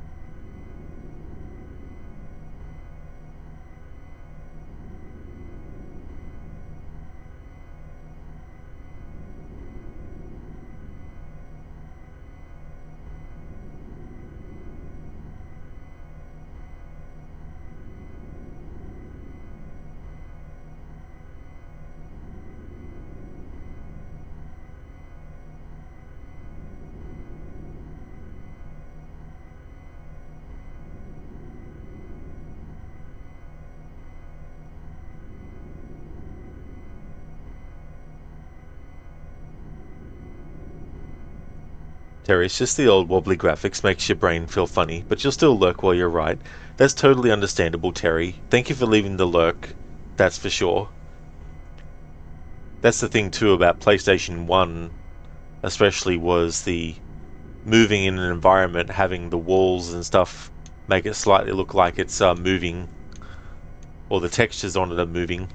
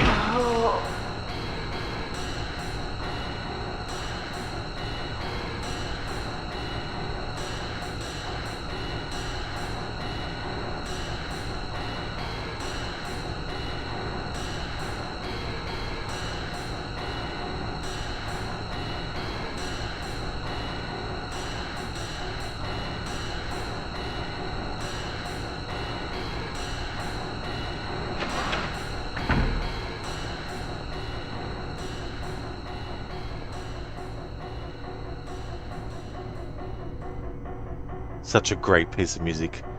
One of the things that I like about this game's music is the layering of different elements. You'll have the whole sort of like first part of a bit of music when you're at a certain point, and then you'll go down a staircase, and then boom, you hit with another layer with the other layer still going, and then you go further, there's an enemy, boom, a third layer on top, and it just mixes in so really well. Daniel Wolf, this game really stretched the PS1 to its limits, and that's something that's good to see, because then it forces creativity with other stuff as well, where it's like, we have this limitation, but with this limitation, what can we do creatively to make it work in the game's favor as well? And they definitely did that with the fog and the draw distance, things like that as well. Even going back to the original Prince of Persia, like Jordan Mechner, when he made Prince of Persia, he didn't want to have sword fighting in it, I don't think, originally. It was more about the movement, which was fair enough as well. But it was suggested that, he add sword fighting to it and all that kind of stuff. And then came the idea to do like a version of the prince, or the wood, because he's not a prince straight away in that game, but a doppelganger that he'd have to face off against as well. And that's something that really was good to add, because it added someone other than the main villain to go for, a character that was the equal to the main character and would also sabotage the main character as well.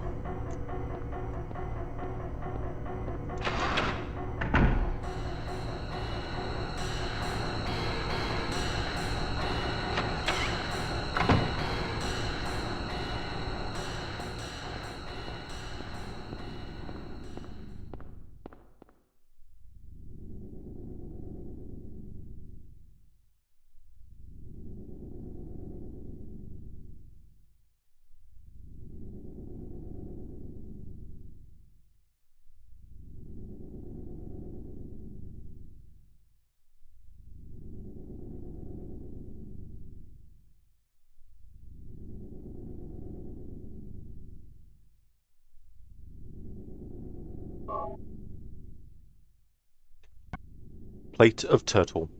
Square blue plate with a picture of a mock turtle.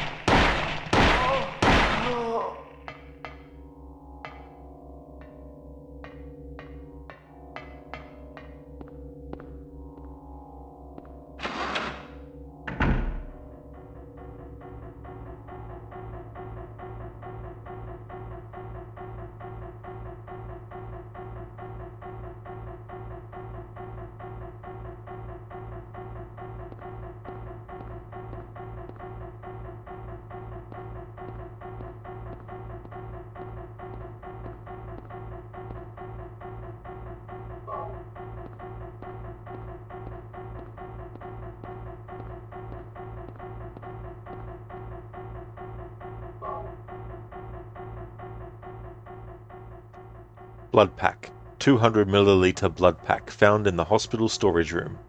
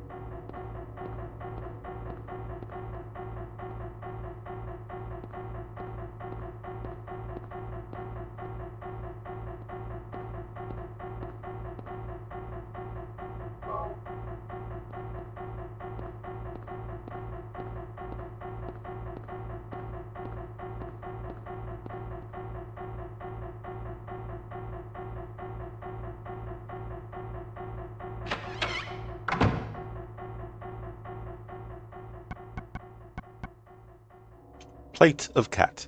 Square yellow plate with a picture of a Cheshire cat.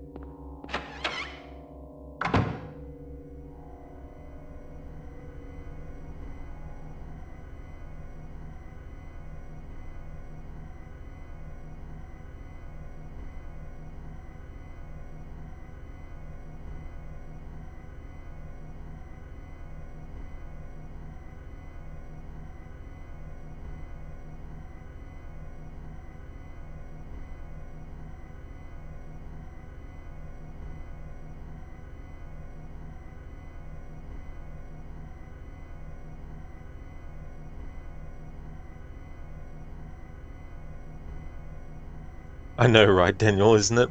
Worst TV dinner ever. It's like, want a refund on that one. Plate of cat. Now we just need a plate of a cat, and a plate of a hat, and a plate of a mat.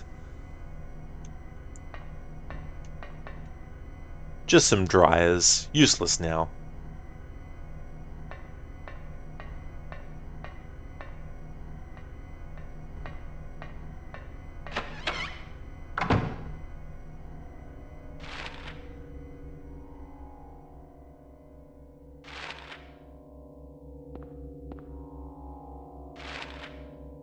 And nice one, Biko, running away from a stinking rat. Nicely done.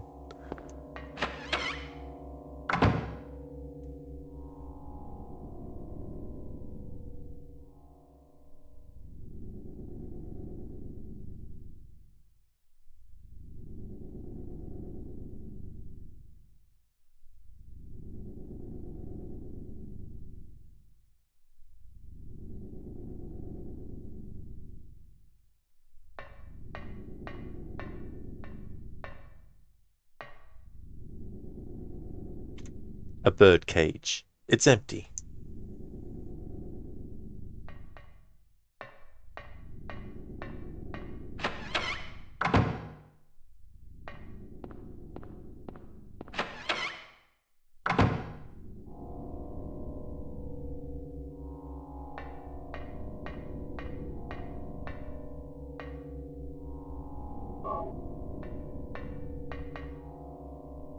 VCR. It's old, but usable. Old. Indeed.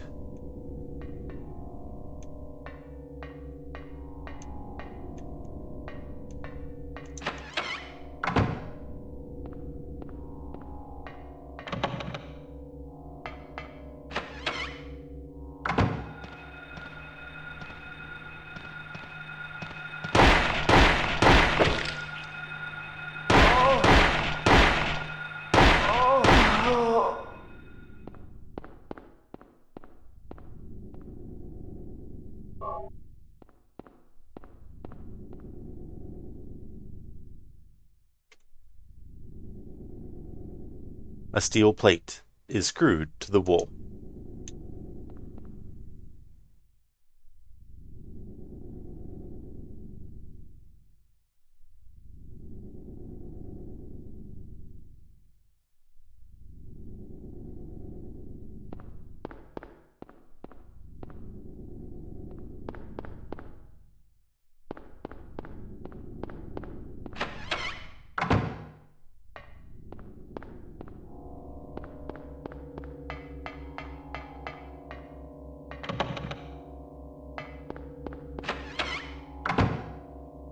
Been a while since I saved. In-game, that is.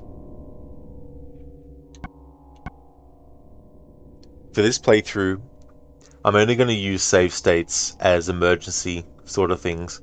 Especially too if there's like, some kind of glitch or something like that.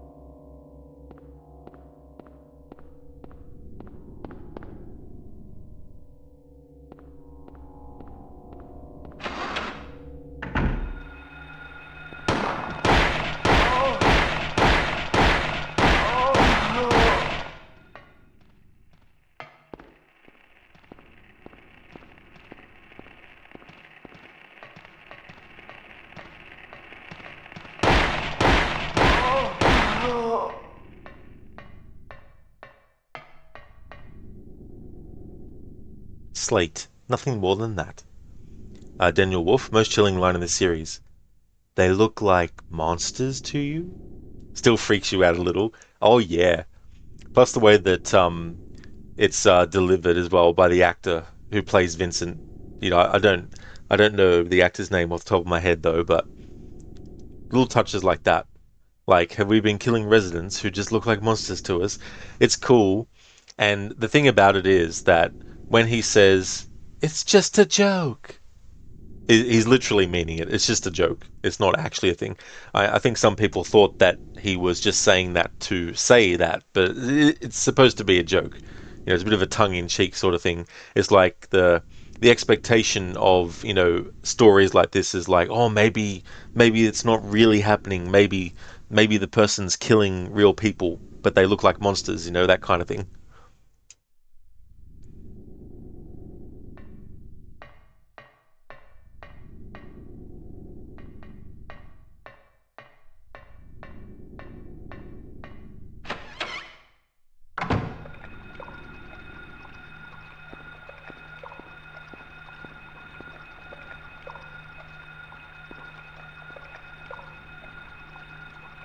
Since I saved, it's a good point to actually show what happens if you don't do what you're supposed to do with this tentacle thing.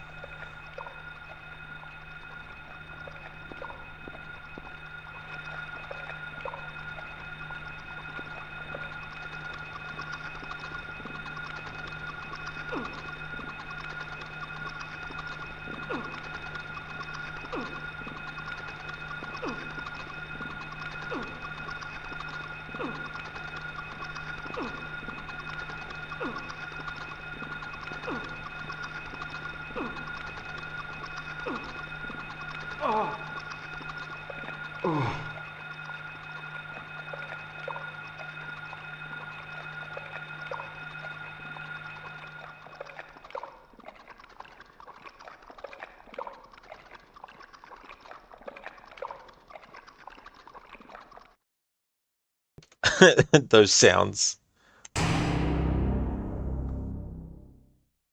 And then Wolf, yeah, but Vincent can't be trusted, to be honest. That's all. At all, yeah. I mean, there is that too with the character as well.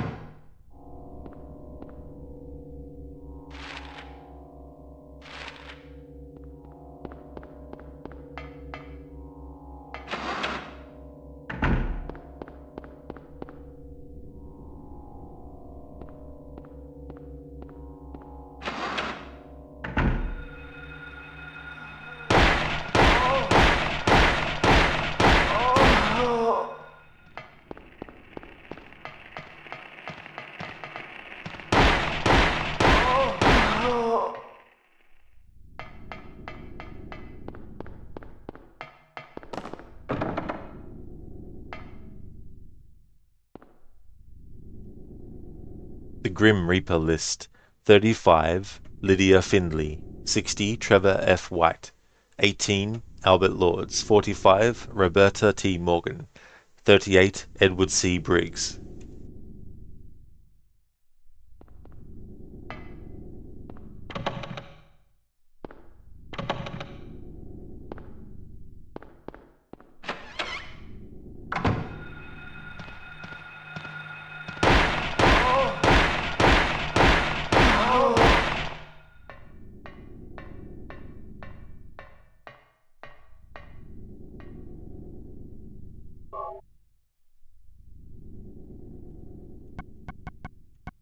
Lighter. Oil lighter found in room 201.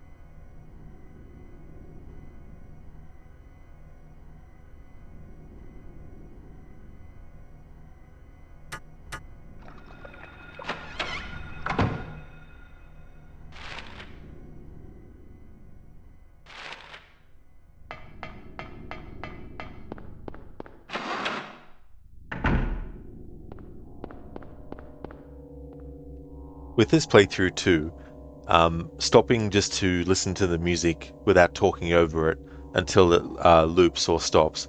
I'll only be doing this for the first run through the game to get the first ending. If there's obviously a point in the game that has an area that I don't access this first time around, naturally, when I get to that point, I'll stop and listen to that music. But I won't re-listen to all the music every single time I go through the game as part of this playthrough.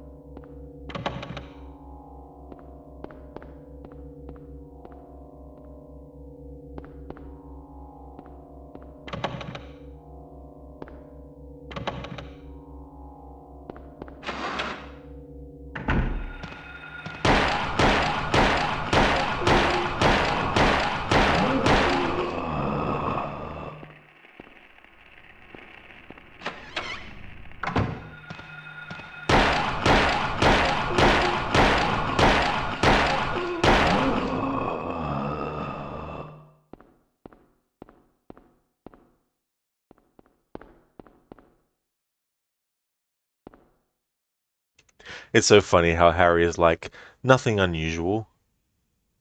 It's like, yeah, because normally things like this just look, like this normally. Like this, not that there's a big major difference between how this looked before and now that we're in the other world.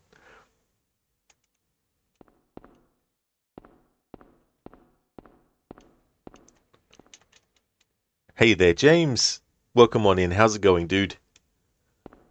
We're visiting the lovely resort town of Silent Hill to celebrate its 25th anniversary. It's such a great place to go and visit.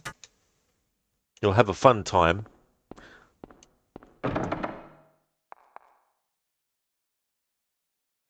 A sound is coming from beyond the door.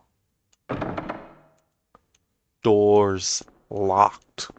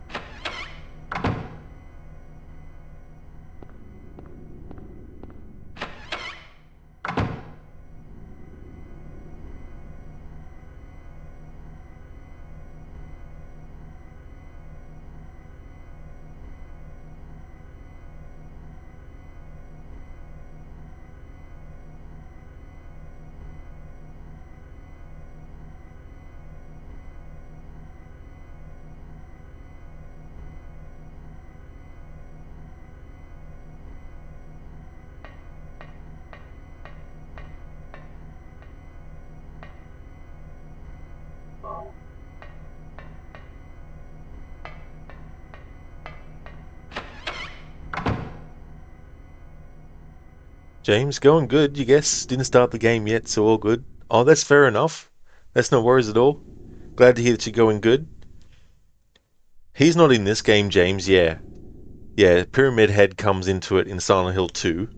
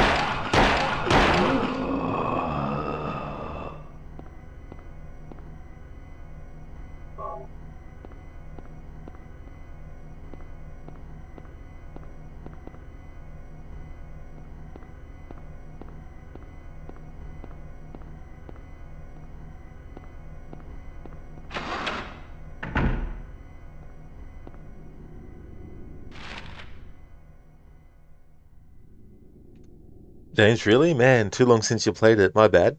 Oh, that's all good, James. Yeah. Yeah, but no, Pyramid Head was introduced in Silent Hill 2.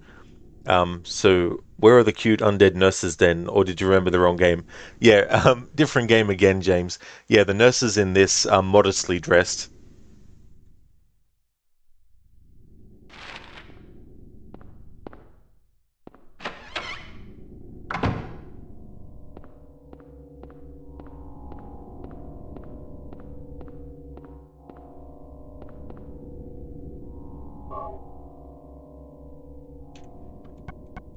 Plate of Queen. Square red plate with a picture of a Queen of Hearts.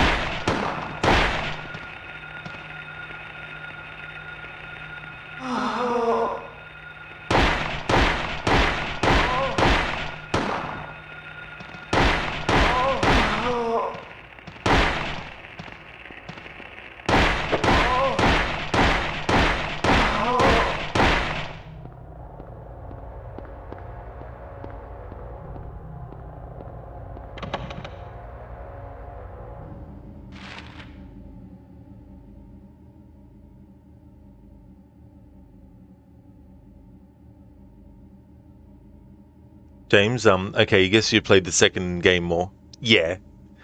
Yeah.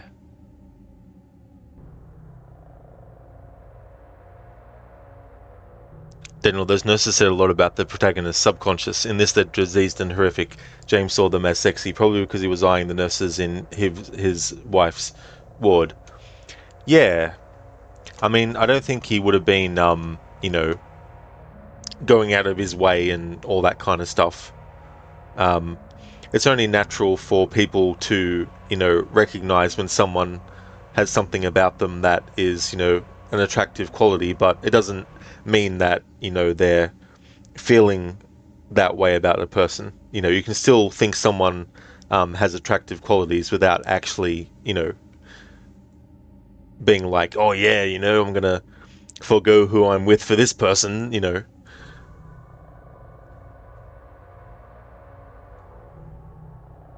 James, yeah, because they're psych ward nurses, so they know your inner mind.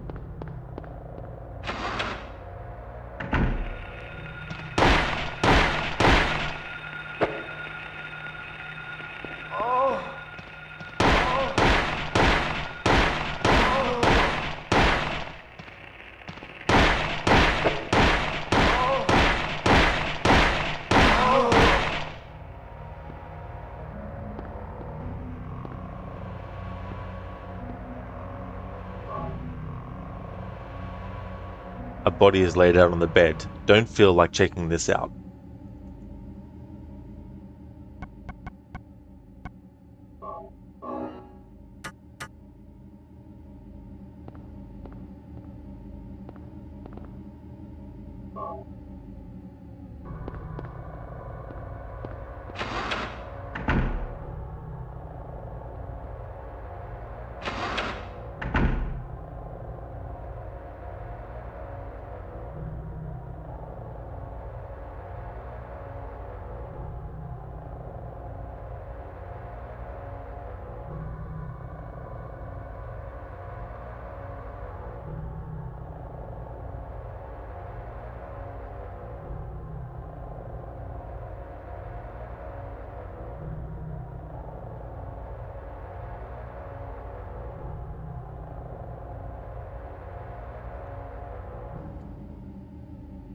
James, they're cute, not going to date them though. I guess they want a piece of you, Rod. Love on first sight. Well, you didn't know because they didn't talk much. They prefer the physical type, it seems. Yeah, the nurses in this game. Didn't know exactly. James didn't know, but Silent Hill did. Yeah.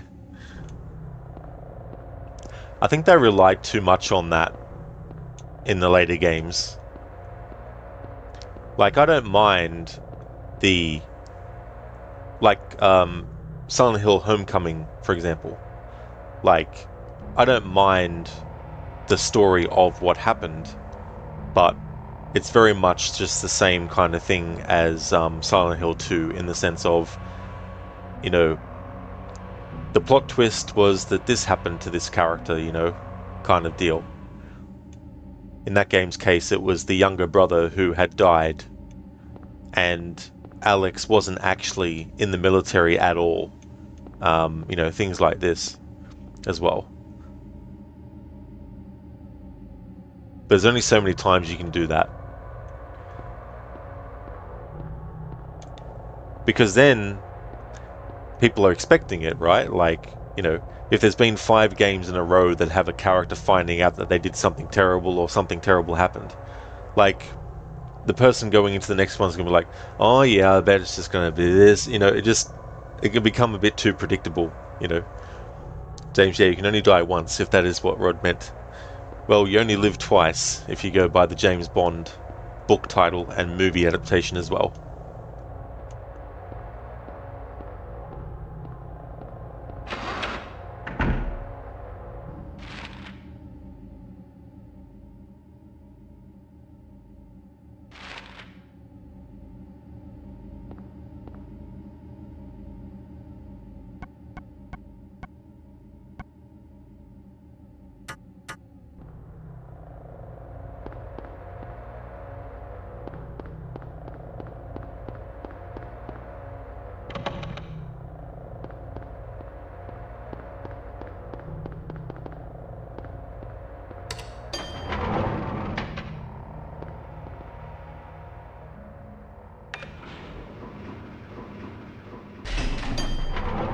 Yeah, Daniel, exactly. Like you can still tell stories that are told well. Just because something's predictable doesn't necessarily mean it's a story that's being told badly. It just means that you already know what's going to happen before it does, or you can easily guess.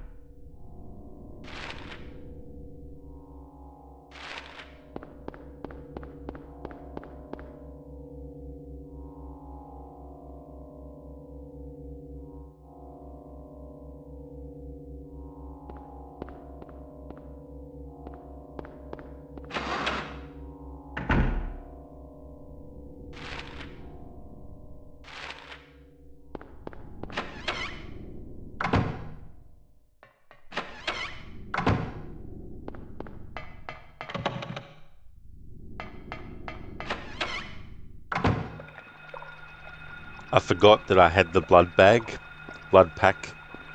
which is what you need to use here on the tentacle thing.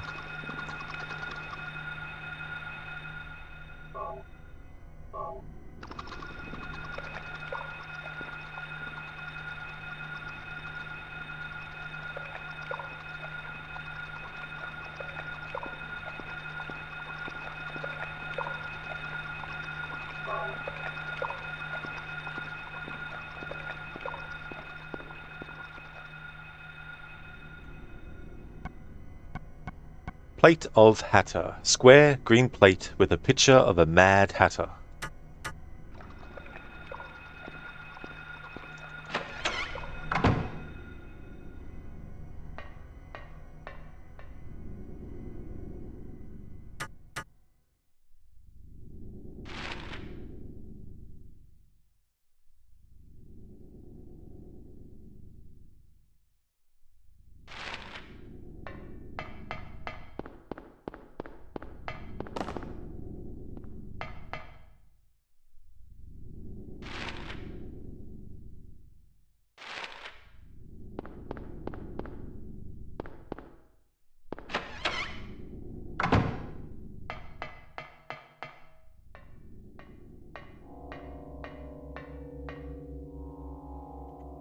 Clouds flowing over a hill. Sky on a sunny day. Tangerines that are bitter. Lucky four-leaf clover. Violets in the garden. Dandelions along a path. Unavoidable sleeping time. Liquid flowing from a slashed wrist. James, you know a lot of people who has the nurse kink, like your cousin. She twice married and both times for a nurse. Ah, well there you go. It's locked. There are 4 square indentations on the door.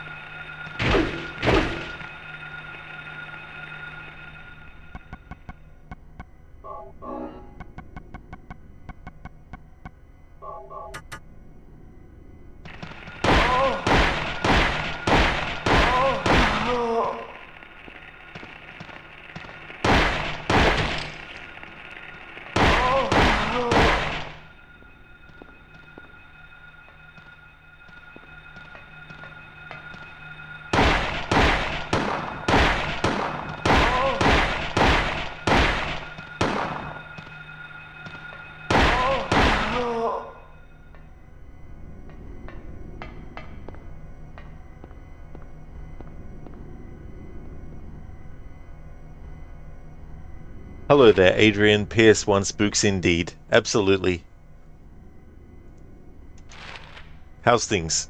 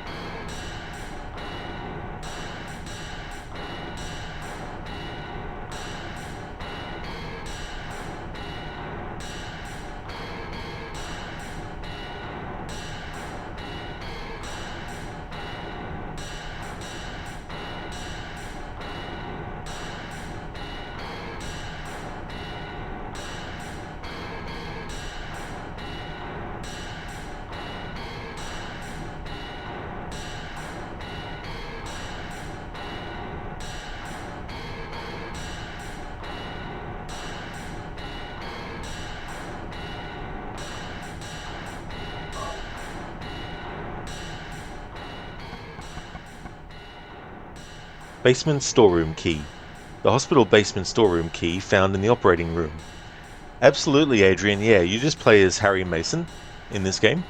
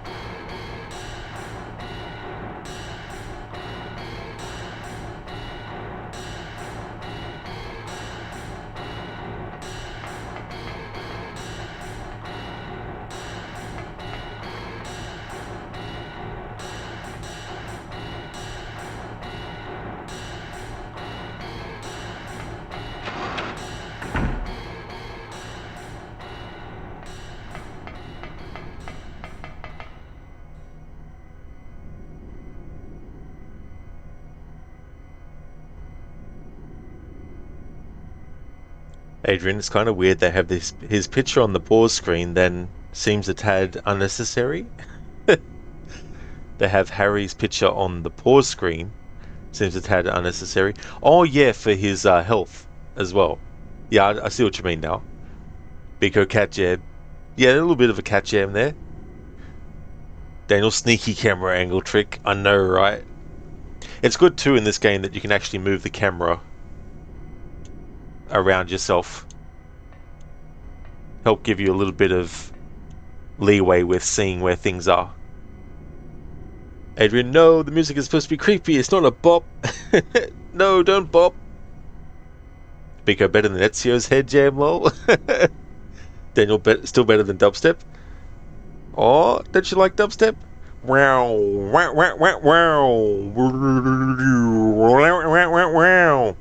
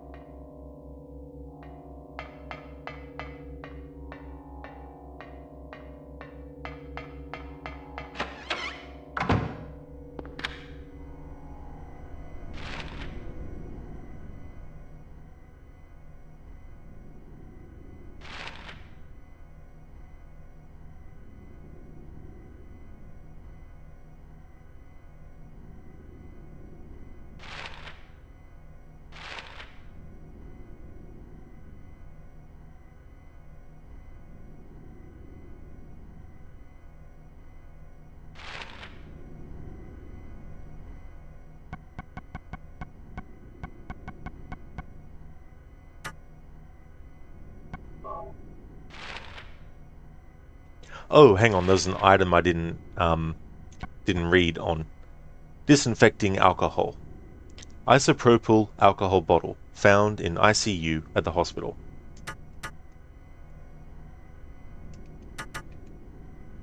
Adrian, dubstep makes you want to burn some pirate weed on a tropical island. Far Cry 3. Oh, okay. Daniel, that was the only worthy dubstep, and it was only worthy because of the weed. Oh, and Far Cry 3. Yeah, I haven't played that one all the way through. I only played a little bit at the start of it. James, we're going to enter the Gotham. Some mobs need clearing. Absolutely understandable, James. I hope you have a great time with that. Thanks for popping in.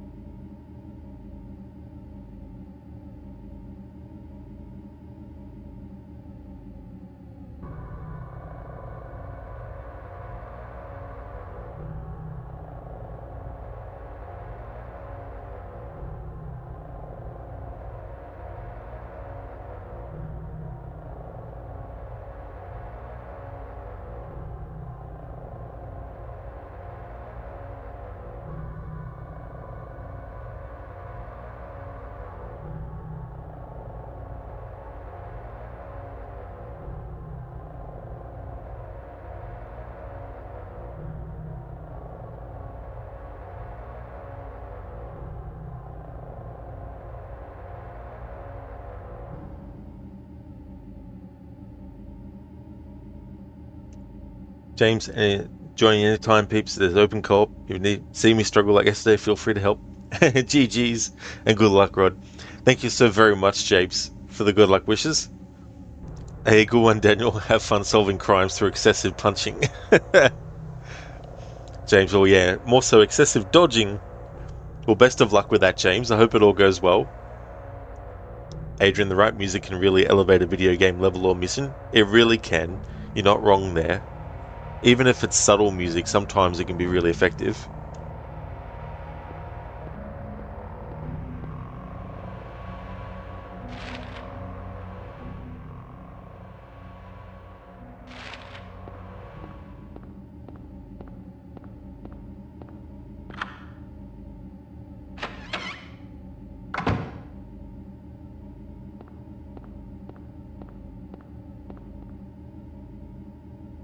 There are some empty bottles.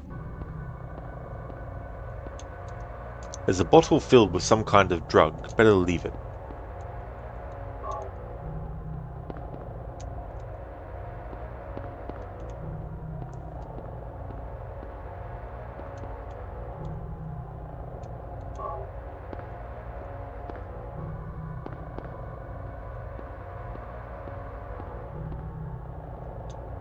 There are scratch marks from the cabinet being moved.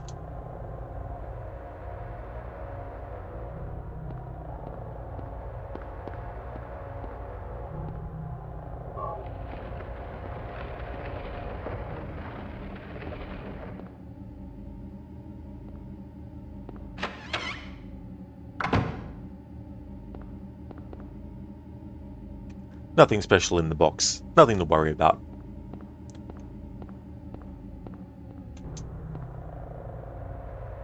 Looks like a hallway under the grate.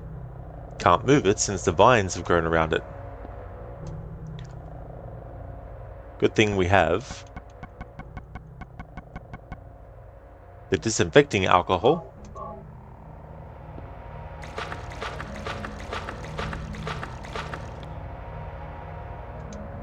and a lighter.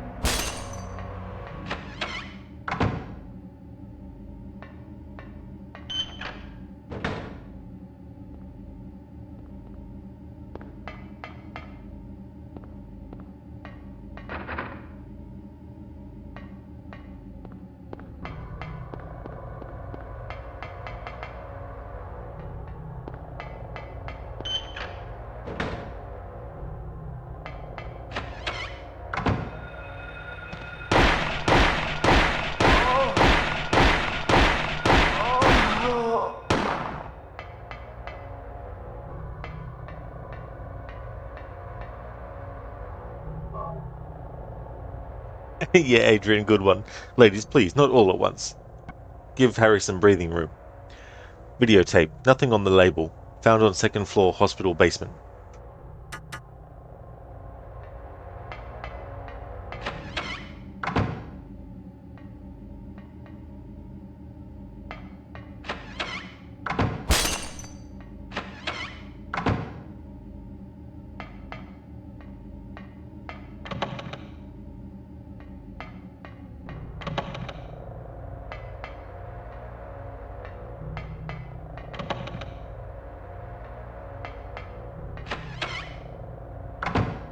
What's this?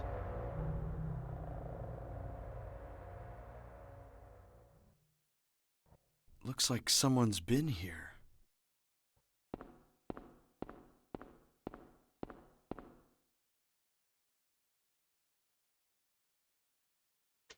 Alessa. There's a horror movie called, I think, The Legend of Hell House. Something like that. And the way that they've made Alessa look is the exact image of one of the characters from that movie.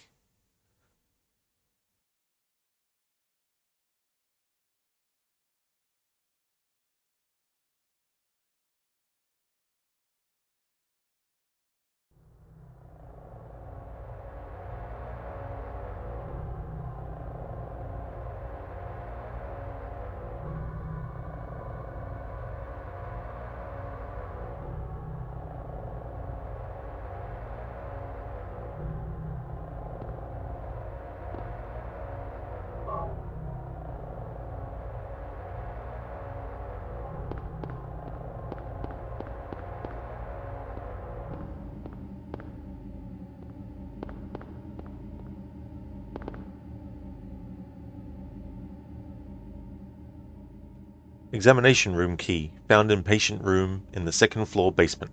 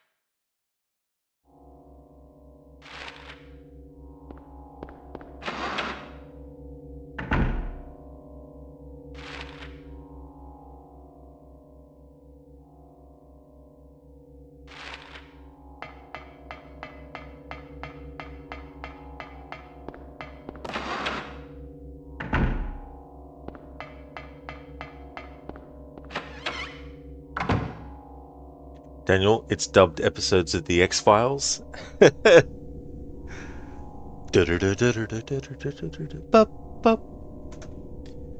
still remember the first episode I saw of that was the one where you had the really, really thin guy who could get in through little tiny spaces.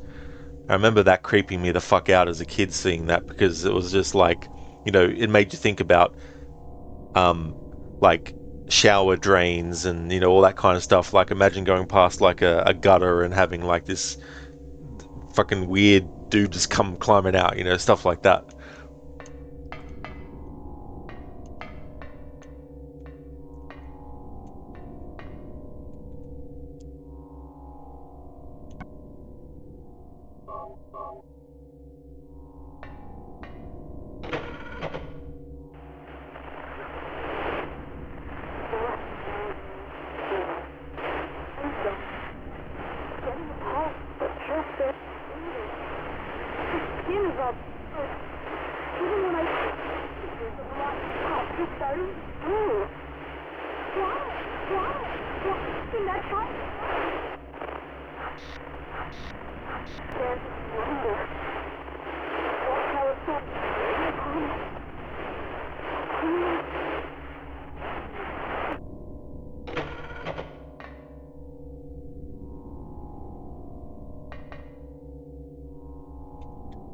The VCR seems broken. It doesn't play. Well, typical. The warranty probably was up the next day. Or the day before or something. That's the one, Daniel. Yeah, Toombs. That's his name, yeah. Toombs.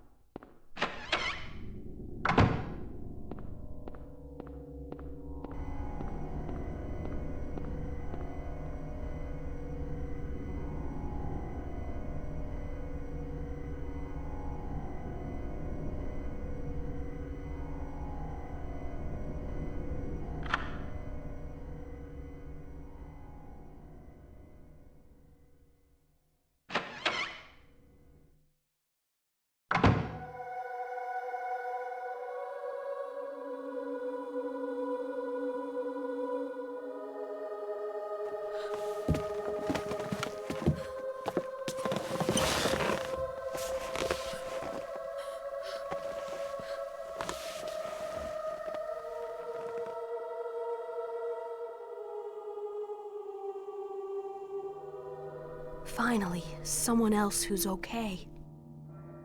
Who are you? My name's Lisa Garland. What's yours? Harry Mason. Harry, tell me what's happening here. Where is everybody? I must have gotten knocked out.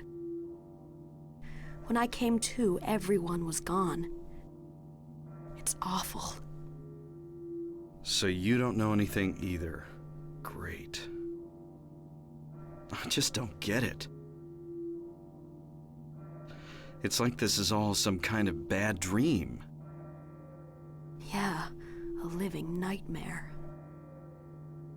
Let me ask you, have you seen a little girl around here? Short, black hair, 7 years old? A 7-year-old girl. What, she's your daughter? Yes. A 7-year-old girl. I can't say that I have. I was unconscious all this time. I'm sorry. That's all right. Do you know anything about all that weird stuff in the basement? No? Why? Is there something down there?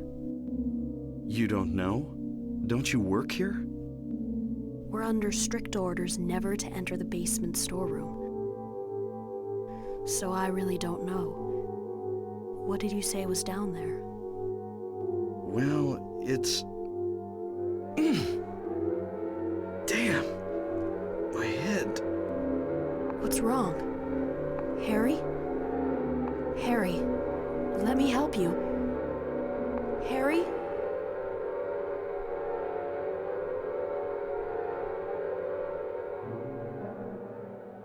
Was I dreaming? You were too late. It's you. Yes, Dahlia Gillespie. Tell me everything you know. What's going on?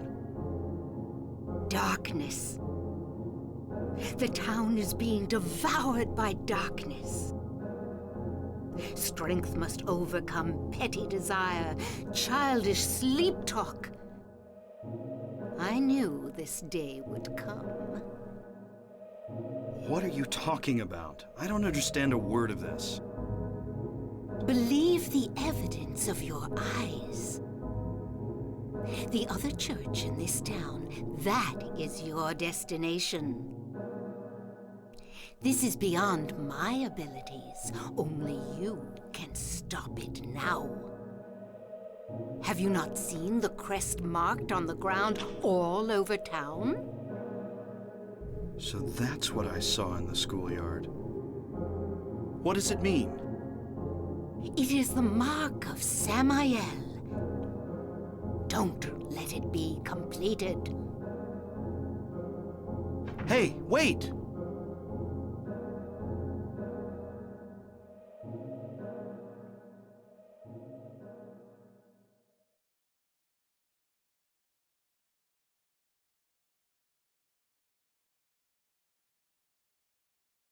It can be quite easy to forget to get this key, but if you forget, you have to come back all the way here to get it again.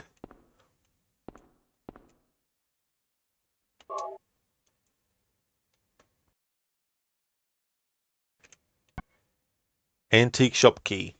The tagged key with a shop name on it that Dahlia left at the hospital. Green Lion.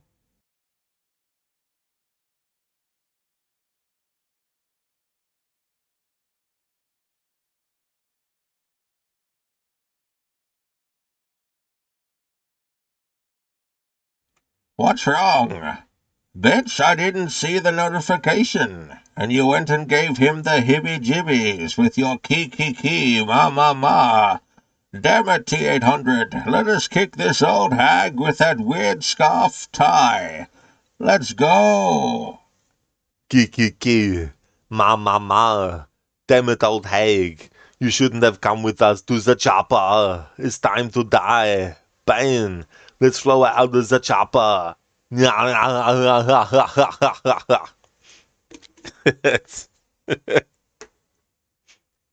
there, Linus. Welcome on in. Just drop kick Dahlia. Just like, kick. Hey. Nice one, dude. Thanks for redeeming those. I'm doing really good, Linus. Sorry about the timing, dude, but I'm actually going to finish the stream here in a couple of minutes. I just need to get to a save spot. But I've been doing well. How about things with you? Hope you're having a good one.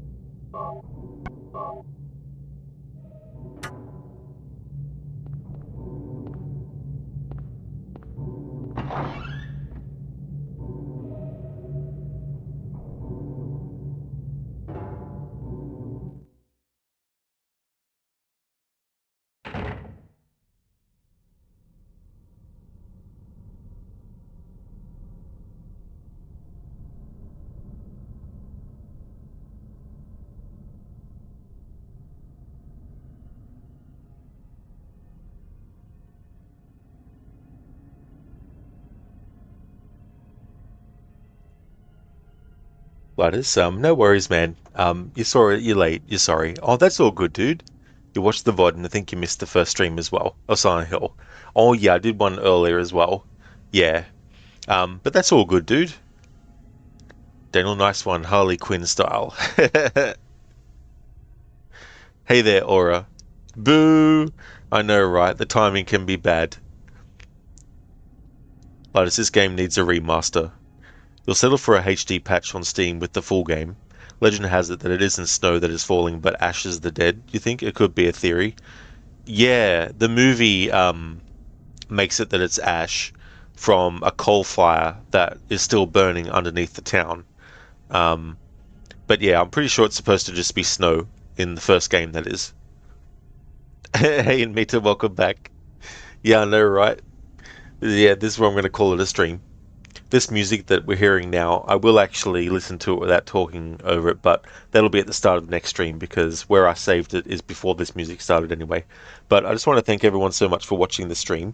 This will be the last horror game that I'm doing for October, so the rest of the month will be this game. But thank you everyone for watching. I really do appreciate it. Before I end, just want to give some shout outs.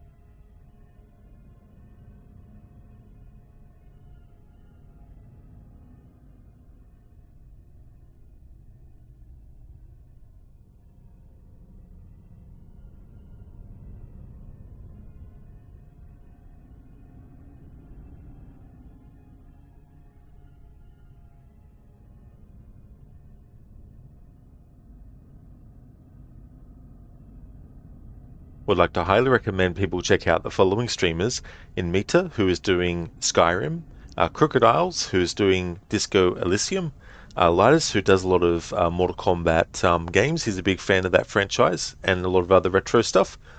Lucinda has been doing Silent Hill 2 Remake. She finished that and will be doing Hellblade 2. Mr. Gote is a fan of games like Banish's Ghost in New Eden, as well as the Outlast games. And Scar has been doing Dirt Rally. Shillerlock has been playing Amnesia The Dark Descent.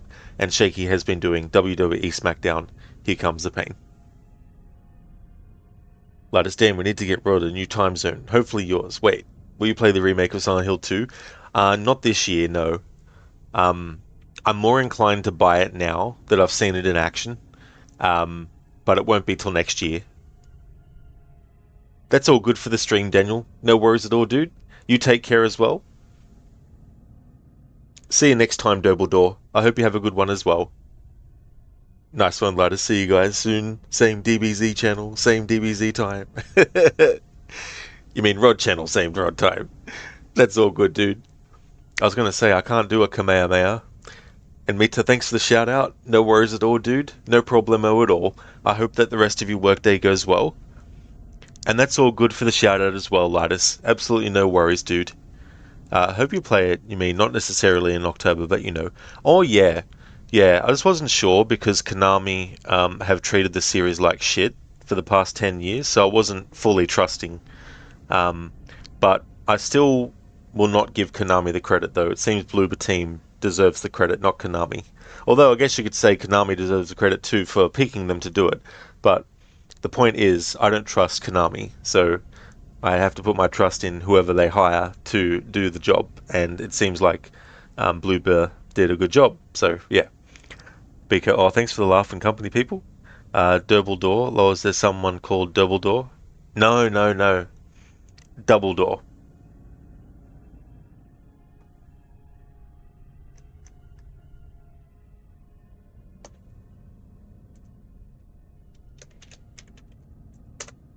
We are going to raid out to Queen of Skeletons. She's doing some horror streams. And there's a general raid message that people can feel free to copy and paste. And I've also got one for subscribers as well.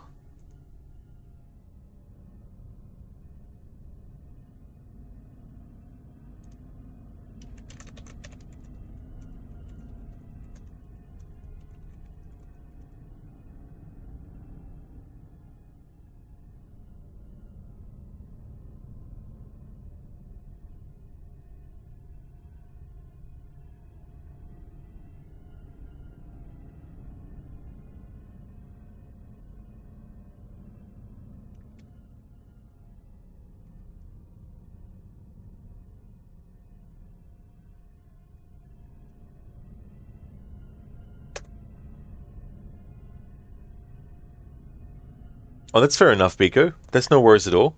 And yeah, I definitely will be. Yeah, so the rest of this month will be Silent Hill 1. And then on November the 1st, which is Friday, it'll be back to Assassin's Creed Unity.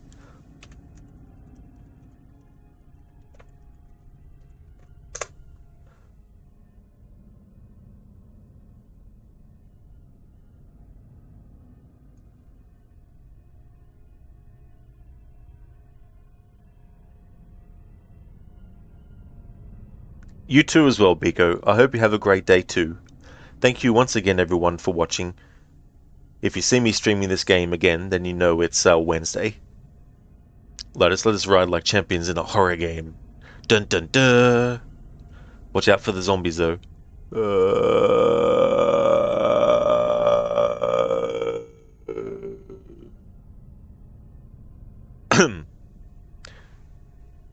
Thanks for watching, everyone. Catch you next time. Oh, that's all good, Lidus. No problem at all. I hope that you have a good one, dude. Biko, remember, the only horror has been the friends we met along the way. That's true. Well, it's awesome to have you here, Lidus, as well.